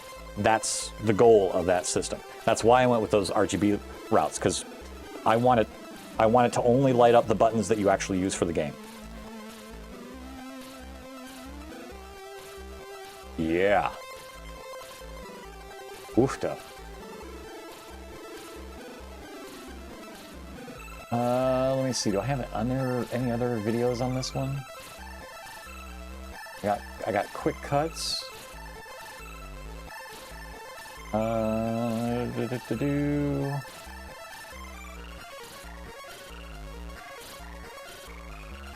Hobbies, retro gaming.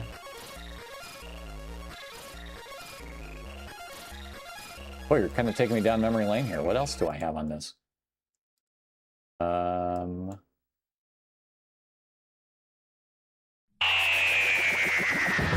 Oh, this is when Dad turns his arcade on. This is what he sees.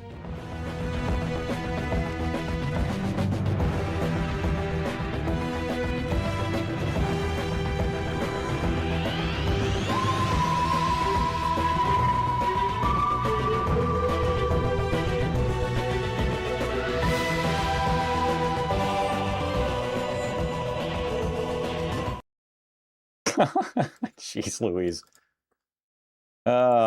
10 out of 10 video if I just reference Joust, right? That's all I need. That's all I need. I want to say there was... A man starts up his prototype arcade panel. trying his first game, he notices the directions aren't exactly right. He is lost.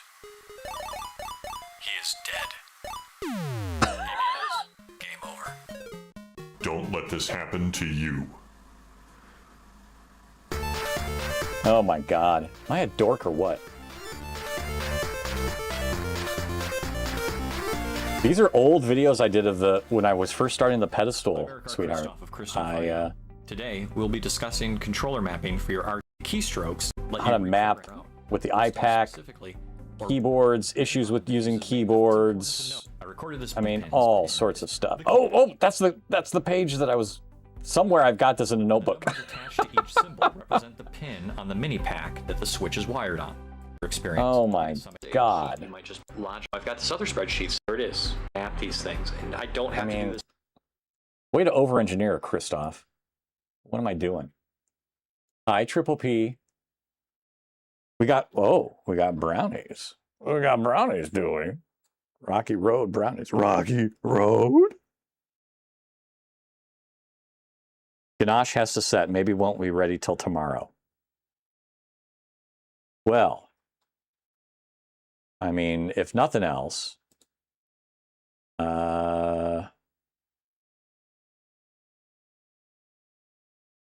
there are brownies with homemade marshmallows made by PPP. Yummy. Very good, sweetheart.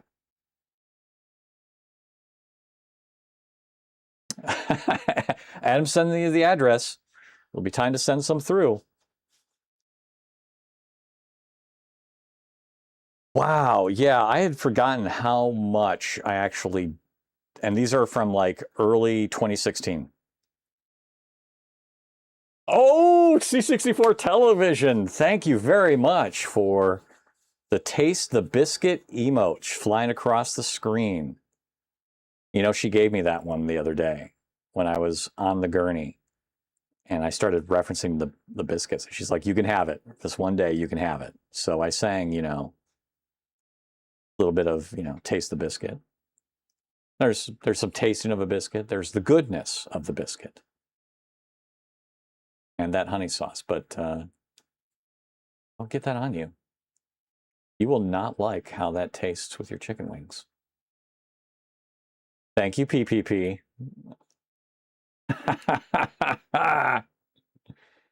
Yep. She let me have it. She let me have it. I could reference the biscuit as much as possible. That day is gone now, so I'm going to stop referencing it a little bit. Otherwise, I'll be forced to sleep downstairs on the cold floor of the basement. Thank you, PPP. Those look great. Maybe we will have to try them tomorrow then. Yeah, Hyperspin, right? Like this was still when Hyperspin was a thing, and then Rocket Launcher, and then the abstraction of Hyperspin on top of Rocket Launcher and the mappings, and it was just like, yeah, it was a long time ago. You're sleeping in that chair, probably. It could be sleeping in that chair night. You never know. It could happen. Let's see. There was another example. There was a really good example of it talking and saying joust in the game. I'm not seeing it in my terabytes of frickin' videos. Yeah. Casual, good night. 2 more days of the office. Very good. Make them count. Thank you very much for stopping by tonight, Casual. Always good to see you. Have yourself a wonderful night. So yeah, I think maybe I don't need extra things. We just put the spinner there. We put the spinners there. I've got 2. I can mount them right there. The 3 buttons I can do whatever I want with. And then the player 1 select and all that stuff go up at the top. I guess I really don't need any extra holes. Thank you, Casual. I don't think there was anything else spiffy with the arcade bit. Americar Christoph free. That's what you'll use. So. Oh no, this kind of covers it. Let me see if I can get to the spot where I'm thinking of. Editor, emulating editor, you're just unsure. And we'll go to the next RNG color. All these are stop up those controls. Piece working already. Stop programs talking to each other on your piece and get that. So here are the different. And we've got that same. And oh yeah, HE blink or LED blinky, and then HE event dispatcher. Don't need to do that. Really know about hyperspin. Some text to speech I hear going about. What a. I mean, it's funny. It's what a waste of time. Like I never did anything with this. It's already going to be saved. Packlet 64 about our games that we're running for these data. I'm looking for the. Through all in my. Thought I had a spot in here. Command. And it's still loading all this stuff. I'll let it finish. Still loading.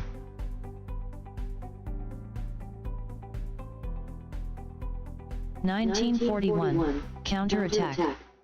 Now loading. Game controls. Fire. That's what I wanted. Down. Up. Left. Right. Start game. Insert coin. 8-way joystick.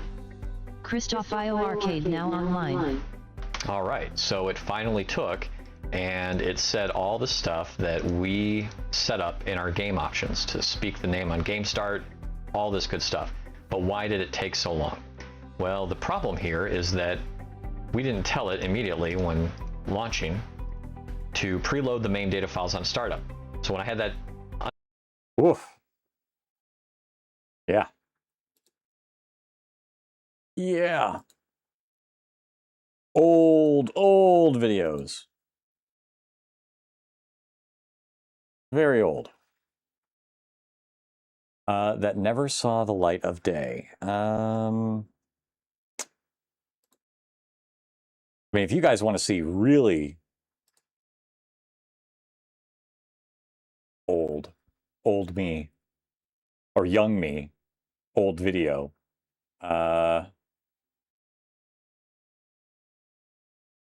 oof. What do we got here?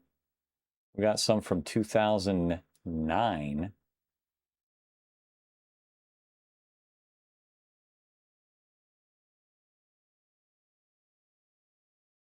This.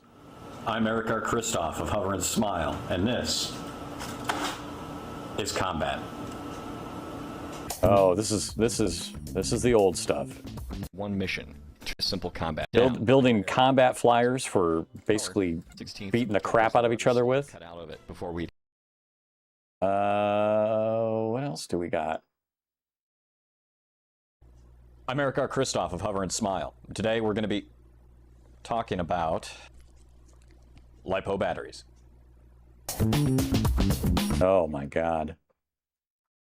And even dorky back then. Hey, you. Yeah, you. Come here. Hey, whoa, not that close. Back up a little bit. I heard you're in the IC, huh? Yeah, I like it too. You need any speed controls while you're at it, huh? Brush, brushless, 30 amp, 12 amp. I got it. Wait, you don't know what they're for? Suppose we're gonna have to do this the hard way. All right, take a seat. Let's learn about speed controls. Jesus Christ. Oh, young Eric. I'm Eric R. Christoph of Hover and Smile. Welcome to the second video in our RC Power series. So she actually looked some of this stuff up, and she thought it was cute in a dorky way. Yeah, that was Vinny. That would later become a character, Vinny Hoverino. There's actually an LED series that kind of brings him in a little bit. I did a 13-part LED series on how to do LEDs with your planes. Circuit stuff, use different light angle use, and this and And he's in here somewhere. This has been negative because We talk about lighting LEDs off your battery pack and the resistors and the calculations and all that stuff. have a separate battery pack for your I think maybe it might be part 2. Going over some simple. Yeah, there we go. Handle a little bit of tolerance. Here, this red LED is lighting up with just the 3-volt battery. It'd probably light up with just a little bit less. But you need to know these characteristics, especially if you're wiring. I sped the video up clearly.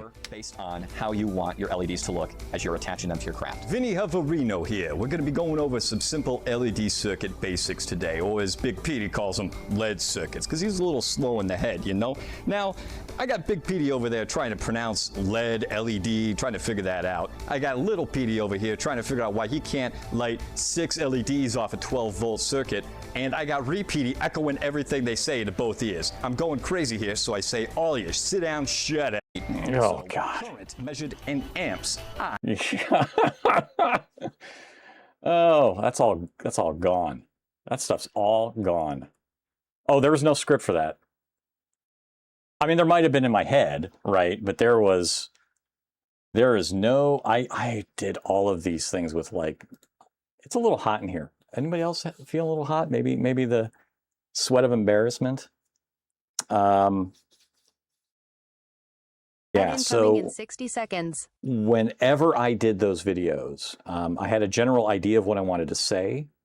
And if I screwed up like 5 minutes into one of the sentences, I cut and I restarted from the very beginning. I didn't really do jump cuts or anything like that at all. Like I would just repeat it out in my head until I got it right. And so for me to make a video took hours and hours and hours. And these days, nobody does that then anymore, right? They just jump cut and their head moves all of a sudden, right? And they're just going on with their next sentence.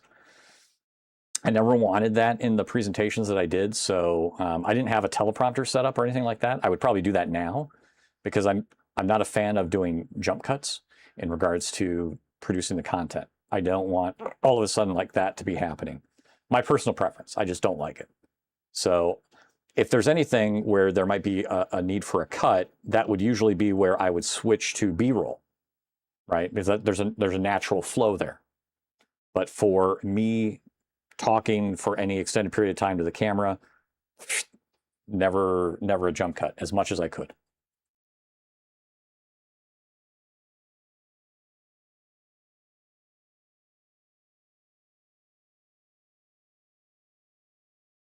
Commodore Chronicles, are you not rocking 100% there? I might have missed. Did I miss that? Wait, yesterday was I was so out of it. I don't think I got online. So yeah. Did you stream? You not feeling too hot? Well, I hope you feel better. I didn't know you were feeling a little down there. Yeah, I guess I can understand them at certain times, but I feel like if you're going to have a jump cut, you need to cut to some B-roll, if nothing else. Like if you don't have a contiguous thing that you want to say and you haven't put that on some sort of script board or teleprompter, I don't want to see your face suddenly jerk like that. Personally, that's just personally. Just my thing. It's very common these days to see it though, so it's not like if you did it, I mean, that's just how people do videos these days. I personally don't like it. I prefer a teleprompter read. But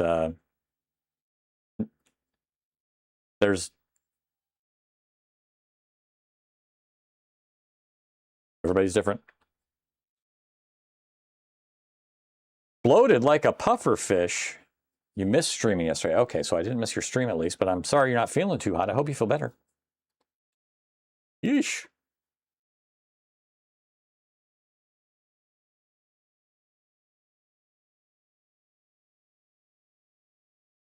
Definitely hope you feel better, sir.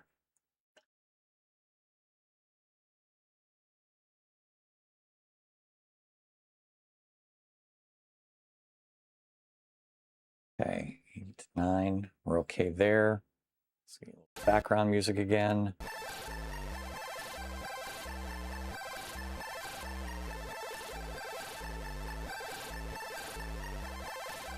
So he was worried about my colonoscopy, and that worry, that concern, manifested itself, psychosomatic. So that manifests itself as physical ailment, and so I'm flattered.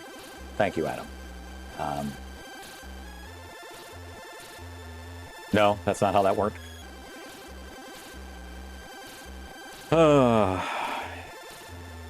But yeah, those are some of the older Hover and Smile. That was when I did RC stuff primarily. That was Hover and Smile. That stuff is still kind of out there a little bit. I don't do anything with it anymore. And yeah. Where were we? Let's do some more demos.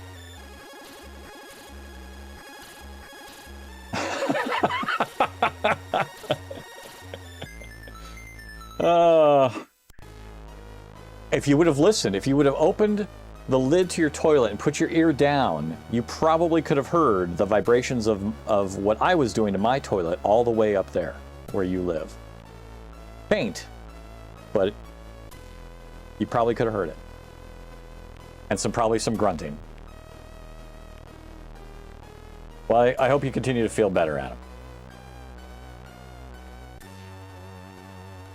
Oh. So we got on this topic because of Donut. Donut is building a pedestal arcade. He's got some great looking stuff in the Discord. And this really helped tonight because it got a good idea of I don't really need to get extra holes mounted in there. They put the spinner and that little stick up at top. That'll work fine for my spinner. So I think we're okay. I don't think I need to do any extra drilling. I like that. I just need to make sure the holes are going to be the right size. So yeah, I dig that. That feels good. So thank you, Donut, for bringing that up because now I don't really think I need to get the holes.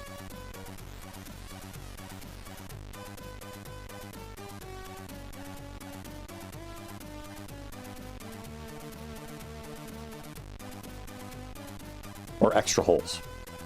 The holes they provide will be all the holes I need. I need no new holes. Let's relax with some more demos. Said I'm a little bit low-key.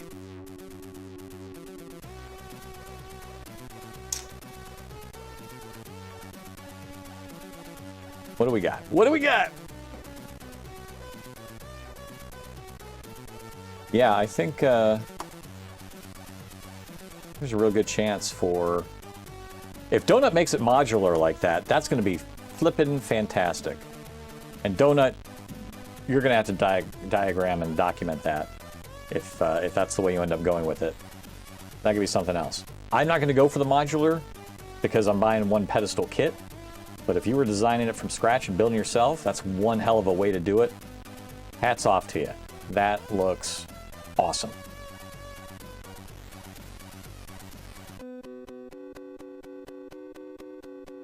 Okay, have not looked at the X-File by Chorus from 2025. I think we'll look at that now.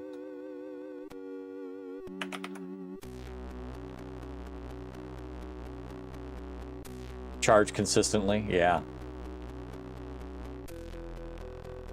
Patent pending. I think it's a great idea. I'm sorry I gave you the bug, but that's a good bug. It's not a bad bug to have. All right, Chorus. We have X-Fly and X-File. For some reason, there's two. FLIE and FILE. So I'm going to delete the FLIE because I can't imagine that actually means anything. And this is Chorus from 2025. Kick that off and see what it's like. Sorry, not sorry. Yeah, very much so.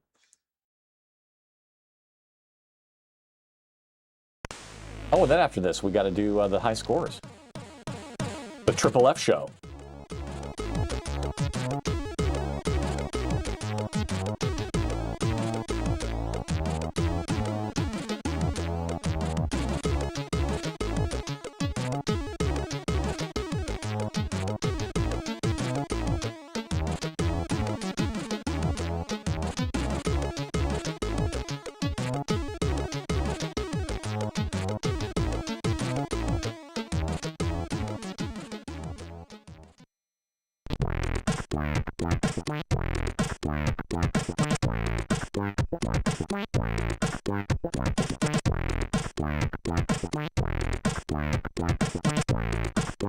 Oh, look at you playing with scrollers on the borders.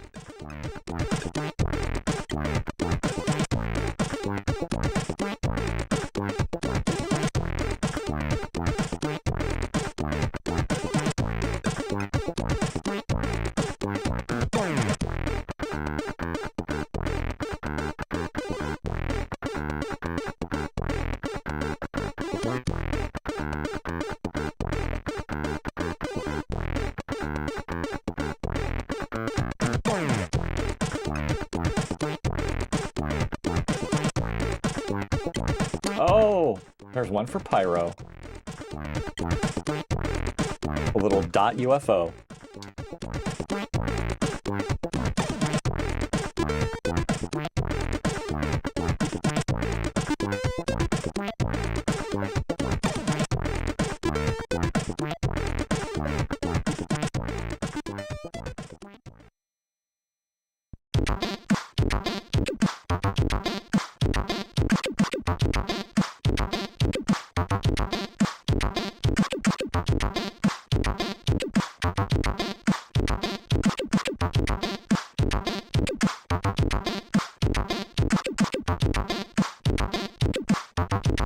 That's a nice twist on the bars than what we normally see in a lot of demos.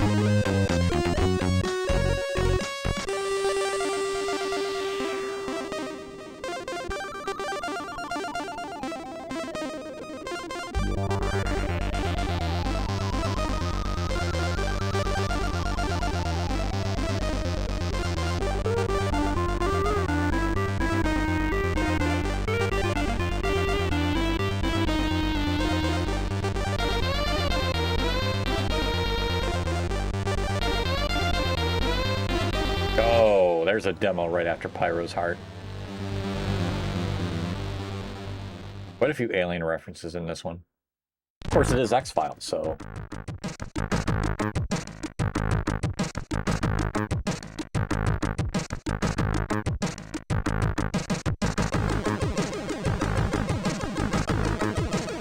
Thank God these are just group names, because there's no way I'd read this.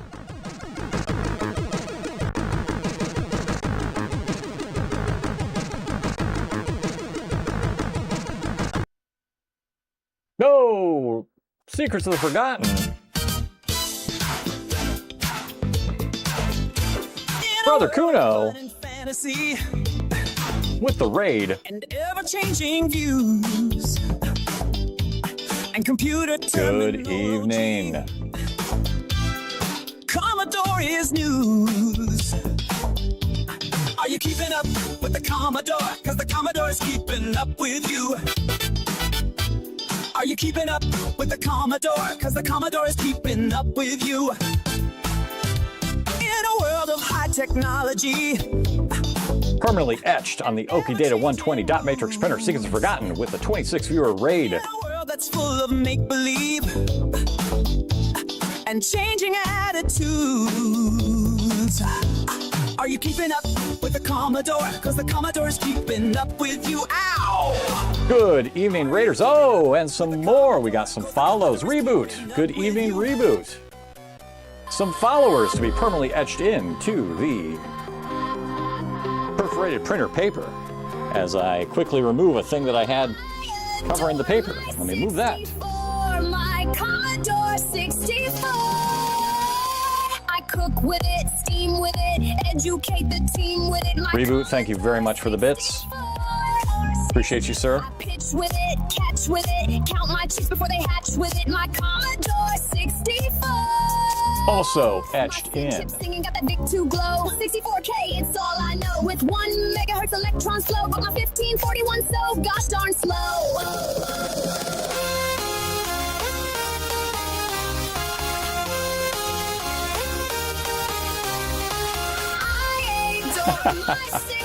Tim Coolish, thank you for the follow.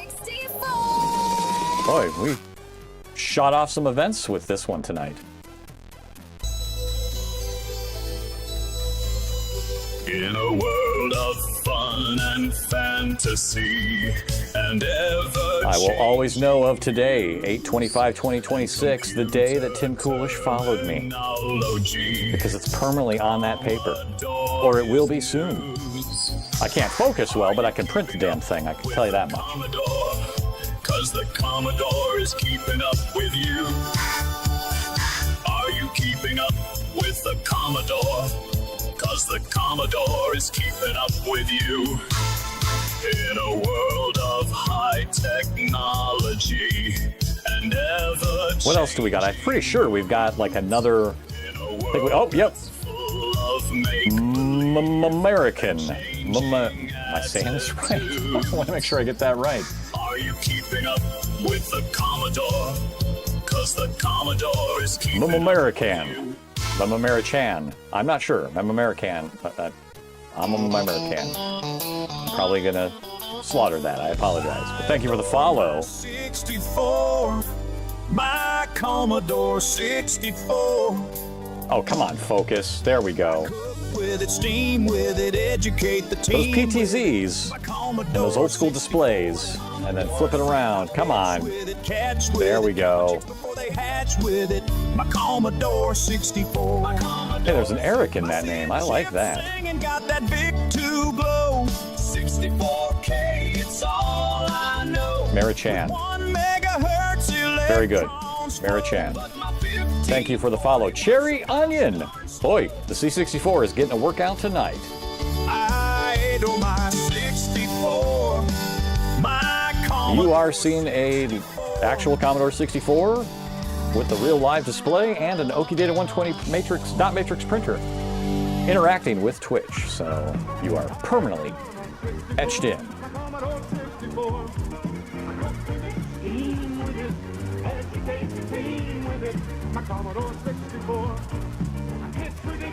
Yeah, and thank you for clarifying, because I was like, I don't know that that's it, but I'm glad you were correcting me. Mary Chan. Business and school years before anyone ever dreamed. Well, let's talk about what Secrets of the Forgotten was up to tonight. I think our queue of C64 events has slowed down for a second. Good. Okay. Welcome, everybody. Welcome, Raiders. Brother Kuno just beat Might and Magic 5 and started on Worlds of Zine. Excellent. Hey, CBD. Good evening, lady. Excellent. Good job. You've been burning through that series really well. Very good. Tonight, we were just watching some demos. We were planning a little bit more in the arcade. So Any Donut, one of the viewers and a neighbor just to the south of me, is kind of got the arcade building bug. So he's been going through some of his design choices, and we went through some old examples of our pedestal arcade, of what we're going to do with that. And I'm thinking of buying a pedestal arcade kit because I've got all the guts I just don't care to do the wood. So thinking of buying a kit, we were talking about the parts and stuff like that we can put in there. So that's what we were doing tonight a little bit. And seeing some old videos. So old videos from like 2016 about the Pedestal Arcade kit, which still sits. Let's see, if I move the dungeon cam over and zoom out, there's the Pedestal Arcade that still sits there in its foam board prototype from 2016, because I just looked at some videos of me filming the creation of this. It looked a lot better 10 years ago. That thing has survived 4 dwelling moves and then multiple moves inside said dwellings. So we got to get the guts out of that thing and into an actual arcade machine. So that's what we were kind of going through tonight so far. We were looking at some options. Any Donuts designing his own. That's the whole idea of that thing was going to be a 4-player arcade. And see where we go with that. For those that came in with the raid, thank you very much. Secrets of Forgotten for rating. Thank you for the new follows tonight. We'll also give you a shout out at the end when we do our end credits roll. Typically this stream is a bit of a pick of retro stuff. Sometimes we do some retro gaming. Sometimes we curate some old Commodore 64 demos running on an actual, the little diorama cam that you see there in the lower right corner. We run some C64 demos. There's this little tiny camera in front of it. There's my fingers right there. Little C64 diorama we run some demos on in Vice, running on a Raspberry Pi. And little LED lights on the 1541 drives. And the 1541 drives will activate when the demos load sometimes, if that's working tonight. So we do some C64 demo curation. We've done some actual games. Sometimes I actually play games. I am curating a bucket list of all the games that I want to play before my time on this earth is over. And so now, ideally, since I just had a colonoscopy yesterday, I don't have that within 10 days. I find out that I still have more time to finish my bucket list, but we'll see. Nevertheless, the idea of the bucket list is just going through some of these old games. Have a lot of people recommending some games I'd never even heard of before, right? Because I grew up with the Commodore 64, had all that good stuff. Went to the IBM PC after that, had the Atari 2600 before the C64. A lot of games I never saw as a kid, right? You just don't know. Fingers crossed. Yes, thank you. Thank you. That was a fun day yesterday. That was my first since, the magic year of 50, and you've got to go get those things done. They removed some things, and we'll see what those things look like. And, but generally, those are not, they're typical, right? When you get to the age of that, those things happen. So, hopefully good news. Nevertheless, that's kind of the stuff we do here, retro stuff. I have some different projects in mind, like that stuff those guts need to get out of that thing and into an actual Pedestal Arcade kit that I've got my eye on. Had your first at 44. Woo! I did not do mine very early, but I did do it at least the Magic, the 5.0. But they are pushing that younger. They are pushing that in younger years these days. So it's not as bad as you might think. At least, I went fully under. So, the doctor said, well, you might feel the warmth up your arm as you, and then all of a sudden I see my wife. I'm like, oh, okay, I guess we're done. I asked the doctor to wear an alien mask. He asked me why. I told him so I could tell people I was probed by aliens. That's good. I did not make any jokes with mine. He didn't seem like the joking kind. He goes, have you had one before? I'm like, no, sir, you're my first. And I got like nothing. Like just even a deadpan delivery of no, sir, you're my first. I was like, okay, we're not gonna do jokes. So I was probably not in a very joking mood to begin with, just because it's like, it's not often that I have to. Oh, Kuno's a riot. Kuno's a riot. Hi, and this is Luna. She often interrupts a lot. She's a Siamese, so this is what she does. But yeah, we curate C64 demos, we play some old games, we look at a lot of old games building the list, and we also occasionally will do, we have some viewers that occasionally like to try to beat their own high scores, or mine. Mine are easy to beat because I'm not a really good game player. But we do have the Bucket List High Score News, which I'm actually going to kick off now. Since our last stream, we only have 3 entries, and they're all by Triple F. So I'm going to go and generate the Bucket List News segment. So boom, that's up there. And in about a minute or so, I got to go put on a sport coat and read the news. And so hopefully, oh God, I got to get the news ready. So I got to get my teleprompter booted up here. What do we got? I got to do this, and we got to do this, and we got to enter the thing so I can actually read my news. And let's get that text going here. So, teleprompter. Come on, come on, come on. Return to news teleprompter. Okay, good. No active news segment yet because we are currently. Oh God, there it is. Okay. All right,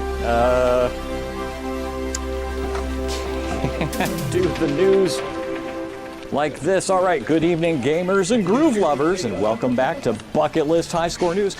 I'm your host, Mr. Kristoff, ready to spin the dial on tonight's biggest victories from the arcade and beyond. We have a triple header of classic action, starting with a magical wand-wielding wonder who is absolutely dominating the insect world. Stay tuned as we break down these incredible high scores. All right, so let's get ready for the scores. Are you ready? Luna, are you ready? Well, you better be. Let's start with a blast from the past. Centipede on arcade. Triple F is currently waving a magic wand all over the Enchanted Forest, swatting down centipedes and spiders to claim the #1 spot with 21,000 points. That is a massive leap from their previous high of 5,313 points, proving that persistence pays off in this bug-battling classic. Meanwhile, Jay Pones holds firm at second place with 10,000 points, but the lead is looking quite comfortable for the top spot. Good job, Triple F. Keeping with the insect theme, we shift our gaze to the Atari 2600 version of Centipede, where the same player is ruling the roost. Triple F has once again taken the top rank, pushing their score up from 48,227 to a stellar 58,119 points. It's a masterclass in shooting sparks and waves of bugs, and with no one else on the leaderboard challenging them yet, this record stands tall in the living room arena. Finally, we launch into deep space for a bout of asteroids on the arcade. Triple F is piloting their triangular spacecraft with precision, destroying asteroids and alien saucers to reach a new high score of 25,240 points. That is a huge improvement over their previous best of 8,700, leaving Jay Pones trailing in second place at 18,240 points. It's a stellar performance that reminds us why hyperspace is always an option when the rocks start falling. That's all the time we have for tonight's broadcast, but the arcade never sleeps. Thank you to all of our players for pushing the limits and to our viewers for dialing in to watch the magic happen. Remember, every high score is just a challenge waiting to be met, so keep those joysticks ready and join us next time.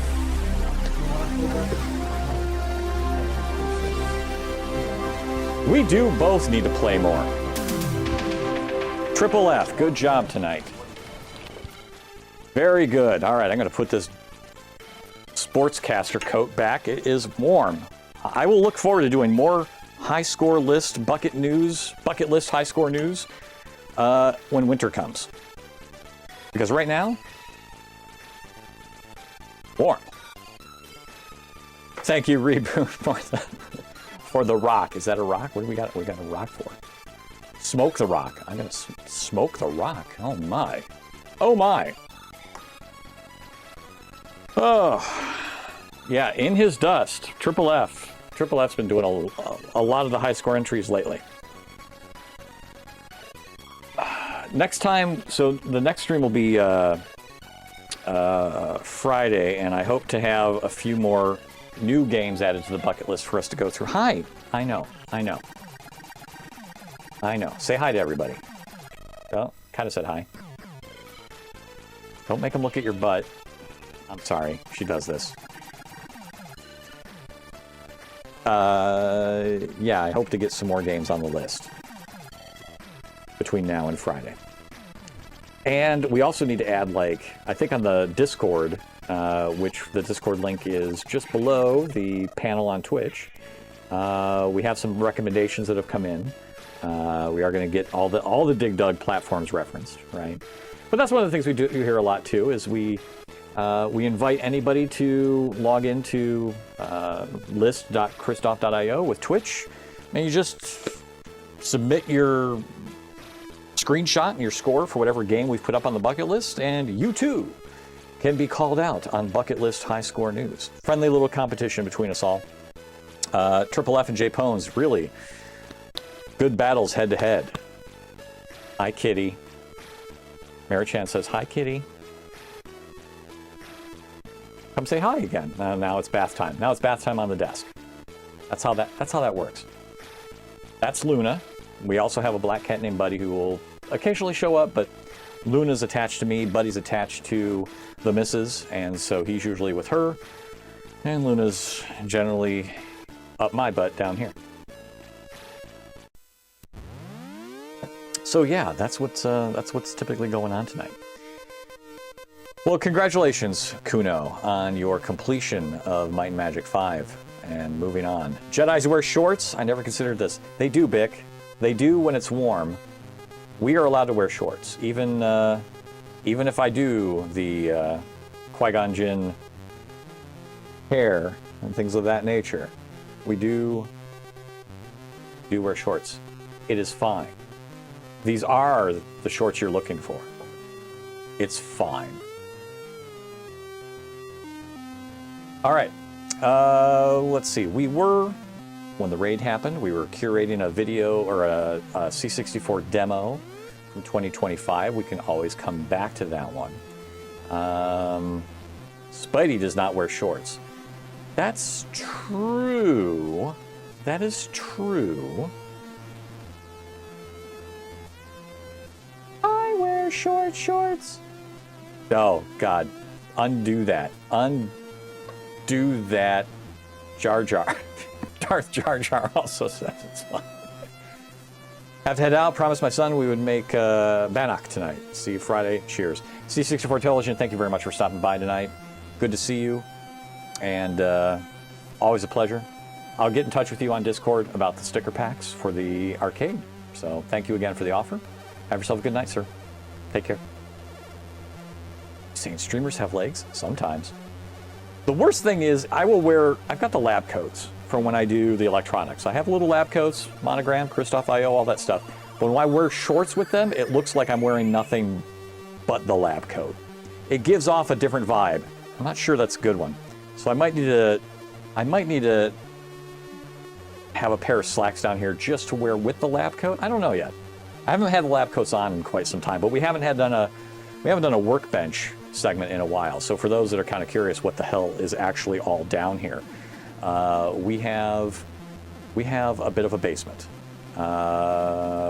Normally we've got, let's see, let's go out to zoomed out center. Hey, so hello everybody. Right, so that's this area. You're seeing all the good stuff here. This is where everything runs off of. This is that little diorama that sits there that I made, 8 years ago now? Whole big baker's rack of computer technology, some clusters of things and everything like that. We then can go over to, this is usually where, if I do electronic stuff, this is usually where that lives. But it's very messy. It's very messy right now. And I have been working on a system to help build some inventory because I also have this other bench here that is also very messy and full of things. So I need to clear all this crap off, but I also need to clear it smartly, wisely. Right now I'm choosing poorly. So eventually we'll get all this stuff squared away.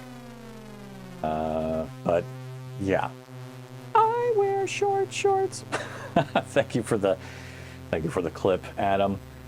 And then we come over this way, and then this is where the C64 that you saw earlier kicks off, and where eventually, if nothing else, if I get rid of this pedestal arcade, this thing, I'll have that space back. So I've got like 3 workbenches that are just not a lot of space on them right now because of all the crap that I've got. I got to get that stuff into these bins. That's the goal. Those bins are nice and labeled.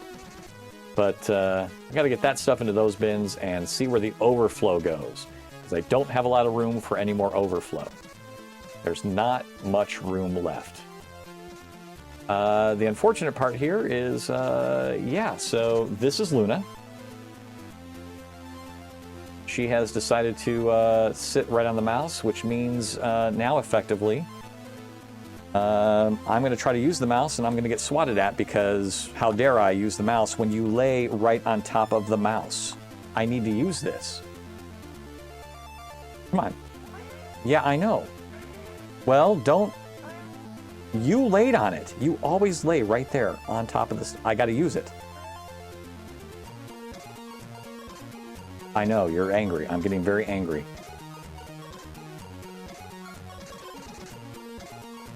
CBD, where's your baby? Are you talking about Luna? Everything okay, CBD, with yours? With honey? Oh, you're in a hotel room. Okay, okay, good. I was going to say, I was like, oh, hope honey's okay. I see, so you're away. You're away. Yeah, Mary-chan, this little bundle of fluff has no problem getting her claws out when she wants to because she lays on this stuff and then she gets all pissed off at me. So she'll swat here if I keep messing with her. Or I'm hearing the low meows of, but she kind of knows. Yeah, I know. You know you did this. Oh yeah, I know you're very pissed. Oh, okay, there we go. Okay, there we go. Yeah. Yeah, so, and now she just goes back to just casually laying there. It is her stream now. This is it. This is all we got. Get him. Oh, thanks a lot, Donut. Thank you very little. So yeah, now I gotta try to bring this back over to the first view. Come on, Luna. Give me a break. Give me a break. Oh, she's just growling. I'm just hearing the growls now. That's all I get. The growls. Luna, stop. Oh. You laid there.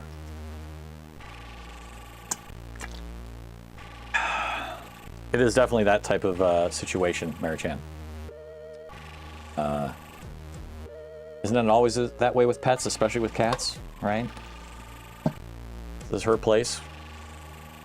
She just lets me come down here now and then.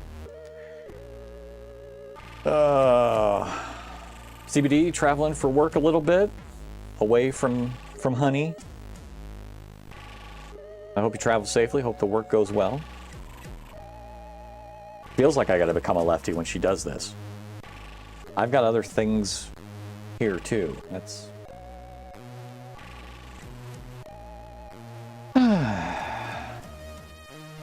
Mary-chan, do you have cats? Feels like you know what it's like when cats rule the roost. Down in the office, we have a conference with all of our global customers in town. Ooh, CBD presenting. Well, good luck on the presentation. Very well behaved Void. Excellent. Excellent. That is our other one. We have yeah, I know. I needed to use the mouse for a second. We have Luna and we have Buddy. That's who we have here. Buddy is the Void upstairs, and Luna's the Dip Dong down here. Snoozing away. Very good. That's right! Stickers on the spinning wheel. First cat, first pet of your own. Grew up in a family that had golden retrievers, so I'm originally a dog person. Oh! Are you converted now? You still do both? Always like cats too and animals in general. Very good. I'm definitely not one that wanted to own a dog. We moved, this is my first house. So I'm 50. And of course, I've always had dogs at my parents' house. We had cats when I was way younger, but Dad's always gotten dogs. That's pretty much the pets of choice for the last 20-ish years. He always liked Springer Spaniels because we'd go hunting, and Springer Spaniels are good hunting dogs, but they're also great family dogs. Just good companion dogs. Good temperament. You can play around with them. Just really nice companion dogs. So we've had Springers for most of the years now, and I was always an apartment dweller for most of my life. And I only recently got into the whole house biz in the last 6 years. And so cats I've had in my apartments. And I never wanted to have a dog because I was like, I got to go walk the thing. You got to go. It's got to go out in the morning at 2 a.m. You got to take it out. With cats, they can go in the box. It's okay, right? So I've been fine with the kitties, but I have a feeling there's a chance, you know, whatever Springer that my parents have, they're getting up in their ears, that I'll probably get a Springer. There's a chance that Bailey will be my dog, and then we'll have to figure out what that looks like with these 2 cats and Bailey, the Springer Spaniel. We'll see. We'll see. Dogs, though, mostly big breeds, floofy breeds. Very good. Very good. I personally, if I'm going to have a dog, I want a dog that's at least medium or bigger. If I can punt it, that's a football, that's not a dog. No, I don't really punt dogs. But like a Chihuahua, I just saw on the news today, Chihuahua is the most popular breed in the U.S. Followed by... was it Pit? That wasn't Pitbull. Can't remember what the second one. The third one was Labrador.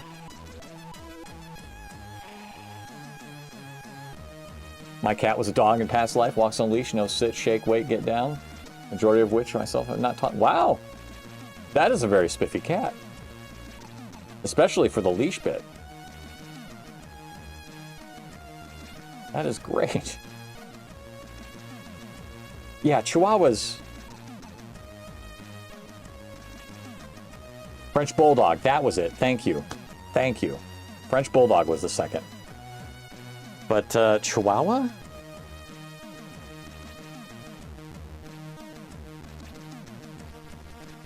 Yeah, those aren't. No. Those aren't dogs. I mean, they're dogs, but... Let me see if I got a picture of Bailey. Do we have a picture of Bailey? I might have one here. Let me see if I've got one.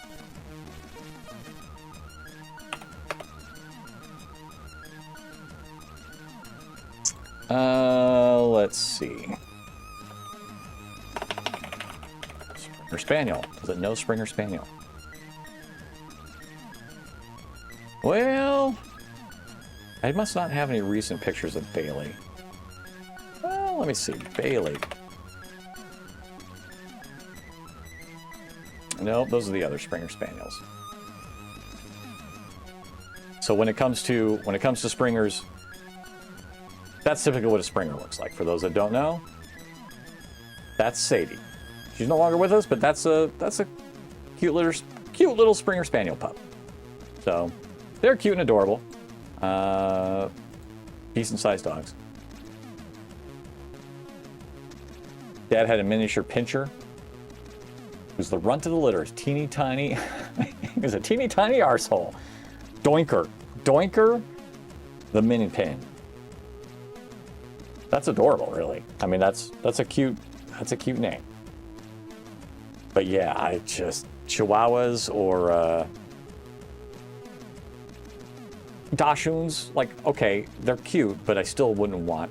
I'm just too tiny. If I want something that size, I'm gonna get a cat. Get a cat. That's fine. What was that you wanted? Dig Dug on any? Yeah, sometime Triple F. I will get all the Dig Dugs uploaded. It's on the list. I believe that's on the bucket list recommendation page. Let me swap that over here. I'm pretty sure. Oh, we've got Marble Madness has been brought up on the NES. I don't know if I'll bring it up on the... I'll probably bring it up on the arcade at least. I can bring it up on the NES if necessary. But yeah, I've got it still to bring up Dig Dug on all platforms. And I still have to add these, the test drives, Thexter, maybe the Lemmings Reloaded. I don't know about Lemmings Reloaded and Wolf 64. I might just bring up the original Lemmings. I don't know if I'm going to bring up Wolf 64 on the bucket list. That one looked a bit rough. I don't know that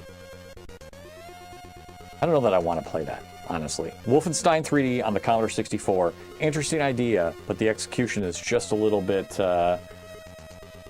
rough. back on the C64 screen there. There we go. So, I don't know. Mr. Do? Gonna tell my brother he DMs D&D sometimes. Doinker the Min Pin. That is a good name for a... That is a good D&D name. I like that. Any donut 200 pounds of dogs in this house? The catch is it's 200 dogs. They each weigh a pound. Mr. Do. I'm pretty sure I will see that. Mr. Do's Castle. Okay, you got it there. All right, we will get it at least on the arcade platform, and we'll see what other ones are. That's not a bad idea. Was Marble Madness on the NES worth a damn, or is it really just... I mean, the arcade for me was the known classic. I know we had a C64 port, but I don't. May as well be, but it's only 3. Do they sleep with you in bed?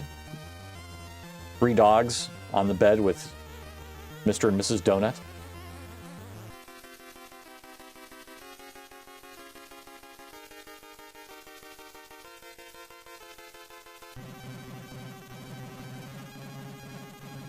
Yeah, I might bring it up on NES. I'll at least get the arcades for these, without a doubt.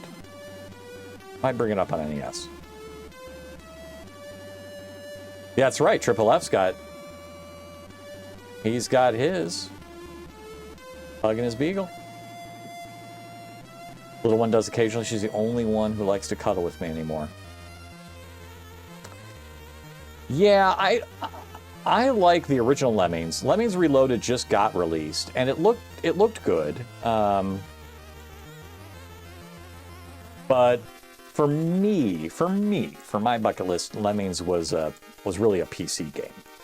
I know there's been C64 ports, but I'll probably bring it on the bucket list for the PC one if we do for high scores. And it'll just be the first Lemmings, right? Yeah, Lemmings will probably just be on the PC. In fact, I might have that. I might have that on the old bucket list when it was Excel driven. Pretty sure it's on here. Yeah, I did Lemmings, Lemmings 2, the Tribes, and Lemmings 3D. 3D, I remember that one being kind of a pain in the butt. But I'll at least bring this one over to the new bucket list. And yeah, we'll see what we get. So right now, I'm still in the D's. The A's and the B's are pretty much done. The D's we're still working through, pulling these off and bringing them over. But ideally, what we end up getting with our list is, where's the bucket list? Where's our bucket list? There we go. So right now we got with 269 entries. So some of these games are spread over different platforms, but we've got all sorts of different types. So you can always see this at list.christoph.io, and many of them are open up for some high scores that nobody has claimed a top spot on yet. Most of my life is C64 based, so we do a lot of those old ones. But some on the MS-DOS, sometimes we bring over NES ones and Apple IIs and Atari 2600s, and I think for a lot of our arcade ones, I'll probably just bring over as many platforms as we can, just to see, like, the arcade games that everybody knows. How many frickin' versions of Dig Dug are there? And there's a lot. And we've got high scores on quite a few of them. And I need to bring over even some more platforms of Dig Dug into our list. So there's plenty to try around. Last time, we had Questron get brought up, which I had never heard of before, but a nice little C64 RPG-style game. So that looked really good. And I did not know that Magic the Gathering had a Windows version of the card game. I never knew that, so we've got that on there.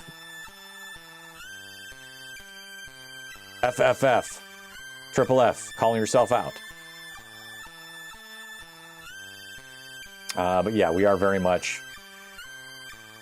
We're not just in the A through Ds. We've got plenty that skip around throughout there. But in terms of my old bucket lists, these are... Occasionally we'll go through and we'll add like 10 or 20 between each stream. And then next stream we'll review some of these. And some of these If anybody has recommendations, feel free to post them up on the Discord, like Triple F has done, or we've done in the past couple streams. Got to get all these guys in there at some point. I think I am up to... I think I did the Trolls. We did Crusader. I'm up to Pirates, basically. This entry on, I still got to add anything down below. I have not had a chance to add it yet since I was busy with work and doing the colonoscopy stuff. So that will that'll be the stuff to add later on. I don't mind when pets sleep with me, but it's when they wake you up at 2 o'clock in the morning that's different. Like if they go to bed with you, that's fine. When they wake you up in the middle of the night, that's a little bit rougher.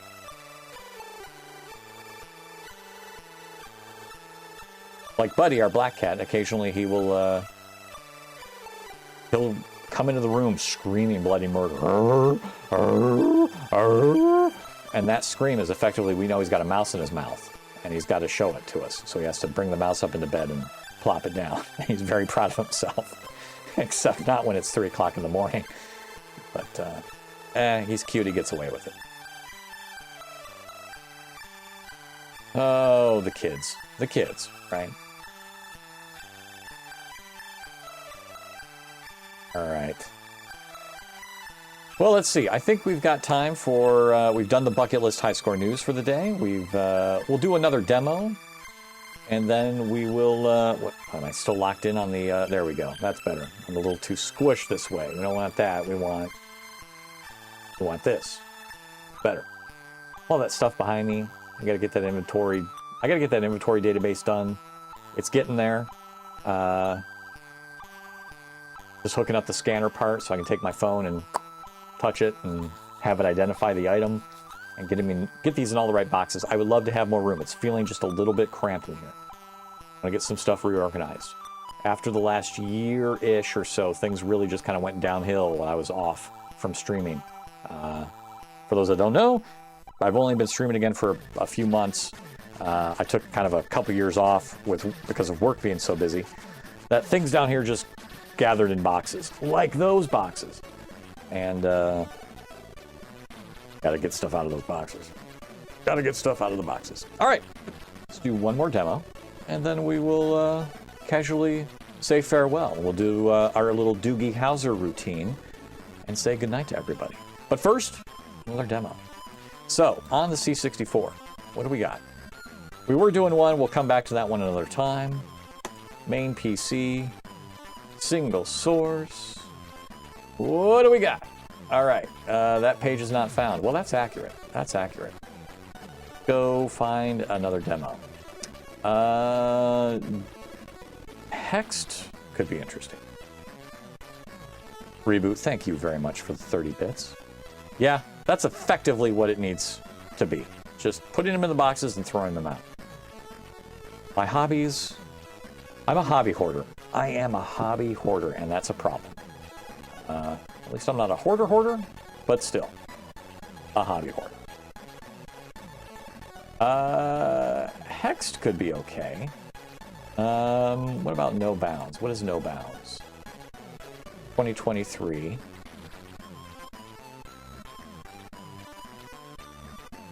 That could be interesting. Let's take a look at No Bounds. I don't think we've tried that one out yet. Got a multi-disc demo even. All right, so No Bounds by the Genesis Project. We're gonna bring that one in to our demo importer. Log back in, do an import. All right, so what we're doing right now is we're going out to CSDB. We're downloading those disk images. We're gonna play this off on our little retro Vice Pi emulator. You're gonna see this on a tiny little C64. Playing No Bounds. So this is No Bounds from 2023 by the group The Genesis Project. Oh boy, holy crap. We got some disk images, but I really think they just split it up into tiny little bits. Holy crap, we've got some disk images. Whoa, what in the hell? 133 images it downloaded. I think we really just want GP side 1, GP side 2. These are one of the ones we care about. So let's start this off We'll start the curation. We'll kill the background music. We'll switch off to the retro feed. Boom, starting up Vice on our little C64 diorama. We'll bring it back over. Pivot, pivot. We're pivoting.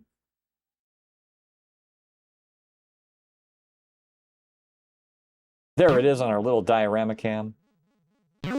Check out this little C64 8-bit music video from the Genesis project, No Bounds.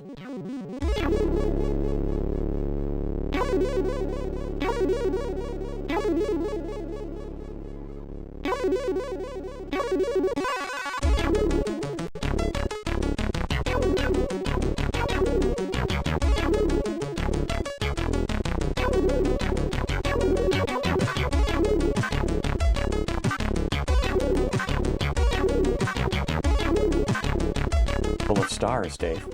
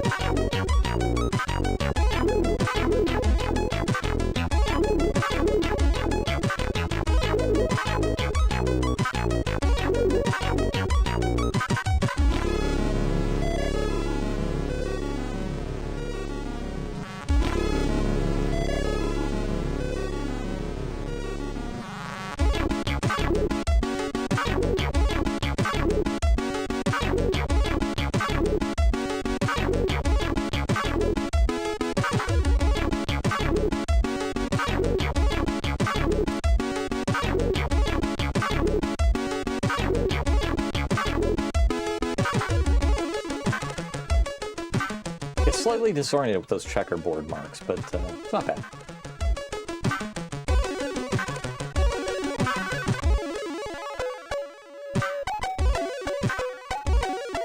She's getting ready to taste the biscuit with that honey sauce. Upshift. Very, very appropriate.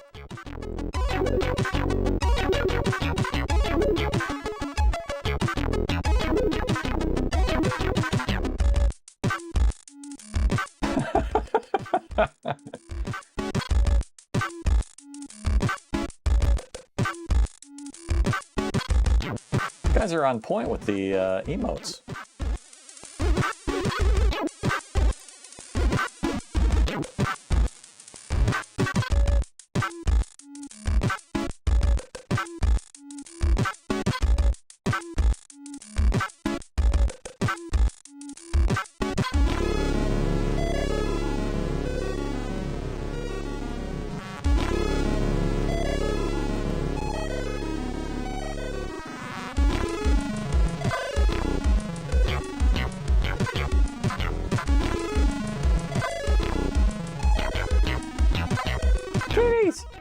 Kitty's dancing with the 8-bit kitty dancing. Hi, honey.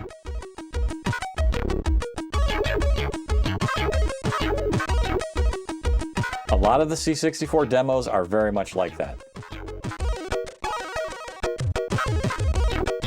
They are, I would imagine, I don't know from experience, but I would imagine, watching them sober and watching them not so sober, two very distinct differences between those experiences. He did a good job. Dancing honey.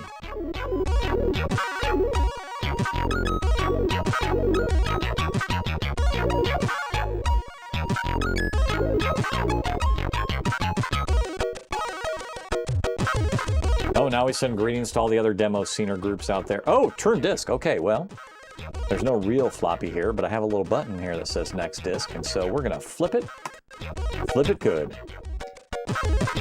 When a disc turn comes along, you must flip it. Did I hear Buddy? Is Buddy down here? Budrick! What are you doing down here? What are you doing down here? Buddy's down here to say hi. No floppy.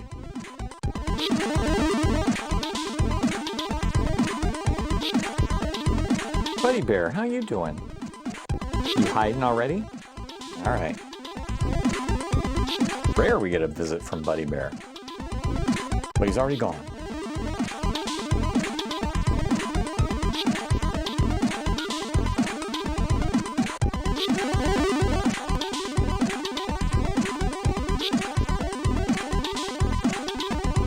Look at this beautiful Slinky Scroller. Round and around. That's good. It's well done.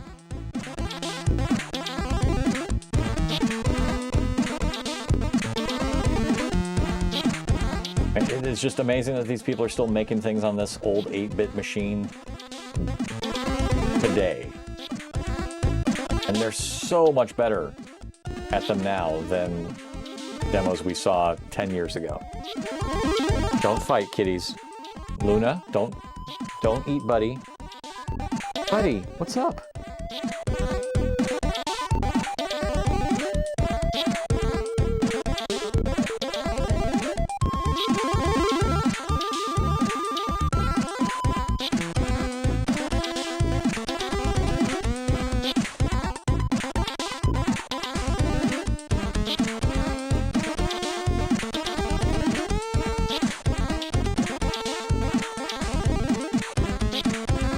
Oh, high scores for next time. All right.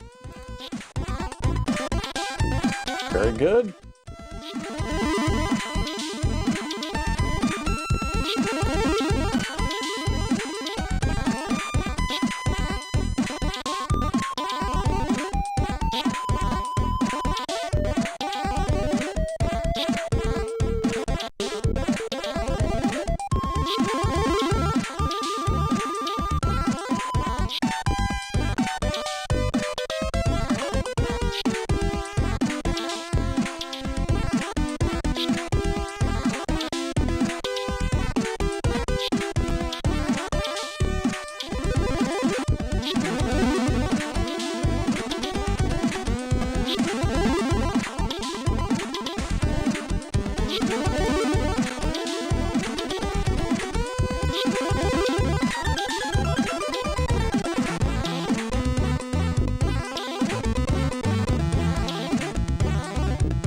This is another thing they do too, right? Each of the demo sceners try to outcompete each other with different techniques.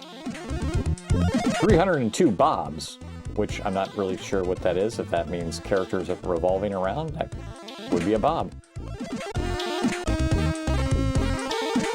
Considering they're doing that on an 8-bit machine that only ran at 1 megahertz. Some talent here. Even if it is just the tiny little wiggling of bits.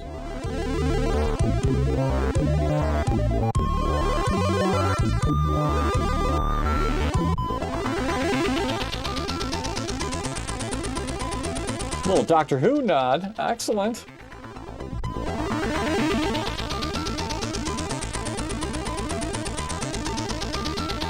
Okay, here's your acid trip. My lord.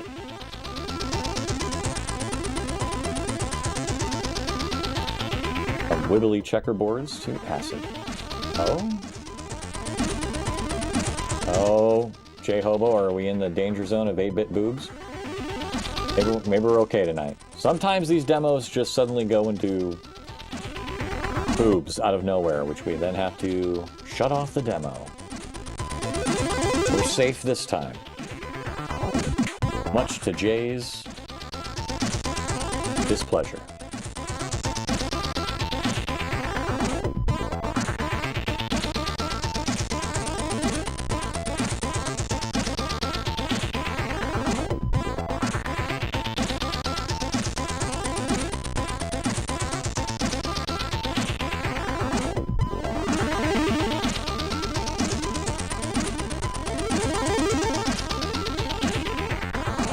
Alright, so now we're doing the credits. We're looping back over. I'm going to go ahead and save this, and then we'll call it. We'll complete and save that script. So if we look at it from that standpoint, let's go back to the main PC here, and totally safe for work. No 8-bit boobies. As far as the votes, I myself, as curator, I'm going to give the music, I like the music. The music was really nicely done. The graphics were nicely done, and there's some good vibes there to it.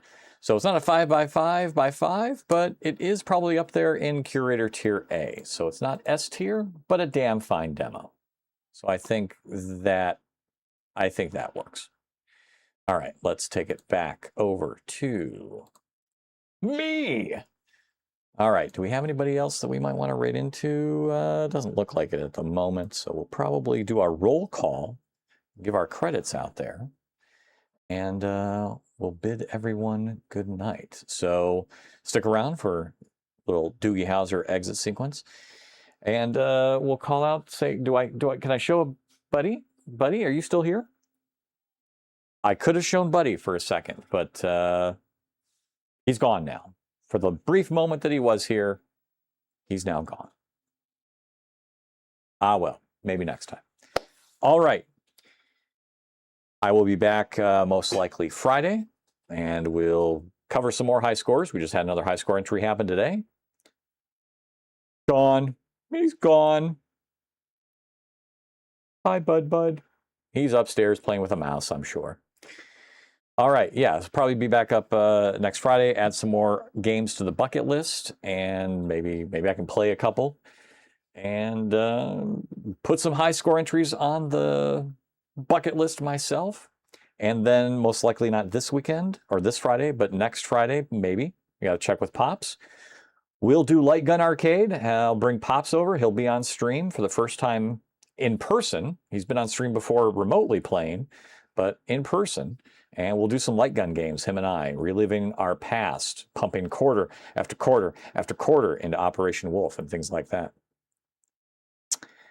Not this Friday, but maybe the next Friday.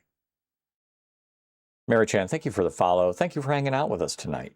You, as well as all of you, have been an excellent audience. I have been Mr. Kristoff. Good night, everybody. A hot shower might help that, son. Yeah. I think I might cool it with the stream for a while. Good. I think you've been overdoing it. That's easy for you to say. Always You were worth a always try. one of the big guys. Trust me, Good night, it's all CBD. relative. There'll always be someone bigger than you are. Someone stronger, or better looking, or smarter. Do you really like live streaming? Does it make you feel special? Well, yeah, if I'm being honest, it does. You're growing up. Point is that you don't look to other people for your self-esteem. You can earn respect from other people, even admiration or praise, but it won't mean anything to you if you don't respect yourself. Good night, buddy. Good night, Dad.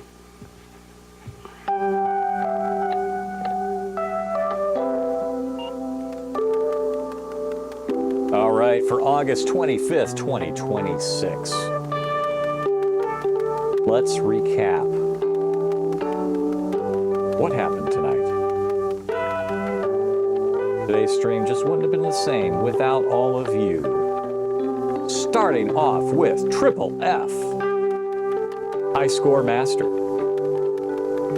Jay Pones, also a High Score Master. C64 Television coming in. Thank you, C64 Television, for coming by tonight.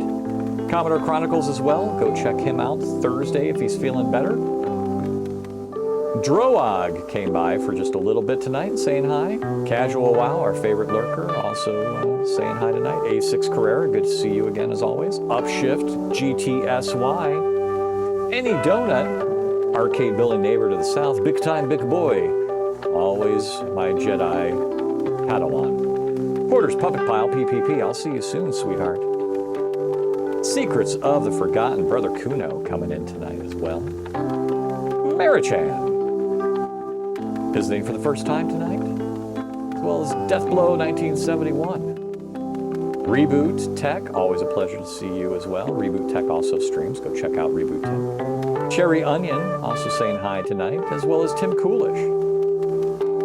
Also with CBD, stuck away from home, but she'll be home soon to pet Honey. Subscriptions tonight. Jay Pones, thank you for the sub tonight. Very much appreciated. Raid from Secrets of the Forgotten. On to Lands of Zine. He goes. 26 viewers coming in tonight. Thank you, Secrets of the Forgotten. Some biddies tonight. Some cheers from C64 Television with some big-ass emotes. 60 bits worth of those. Reboot Tech with some bits and emotes as well. Thank you both, C64 Television and Reboot Tech. And our Channel Point redemptions tonight. I'm pretty sure we probably had a hydrate. We had quite a few check-ins on the C64. I know that much. There we do. There they are. Triple F checking in on the C64. 86 Carrera as well. And that hydrate. There it is. Triple F, making sure I stay hydrated at least once during this stream. There it is, people. There is your Doogie Howser fix for the night. Thank you all for coming by. Take care of yourselves. We'll see you Friday. Good night, everyone. Thank you, CBD. Bye.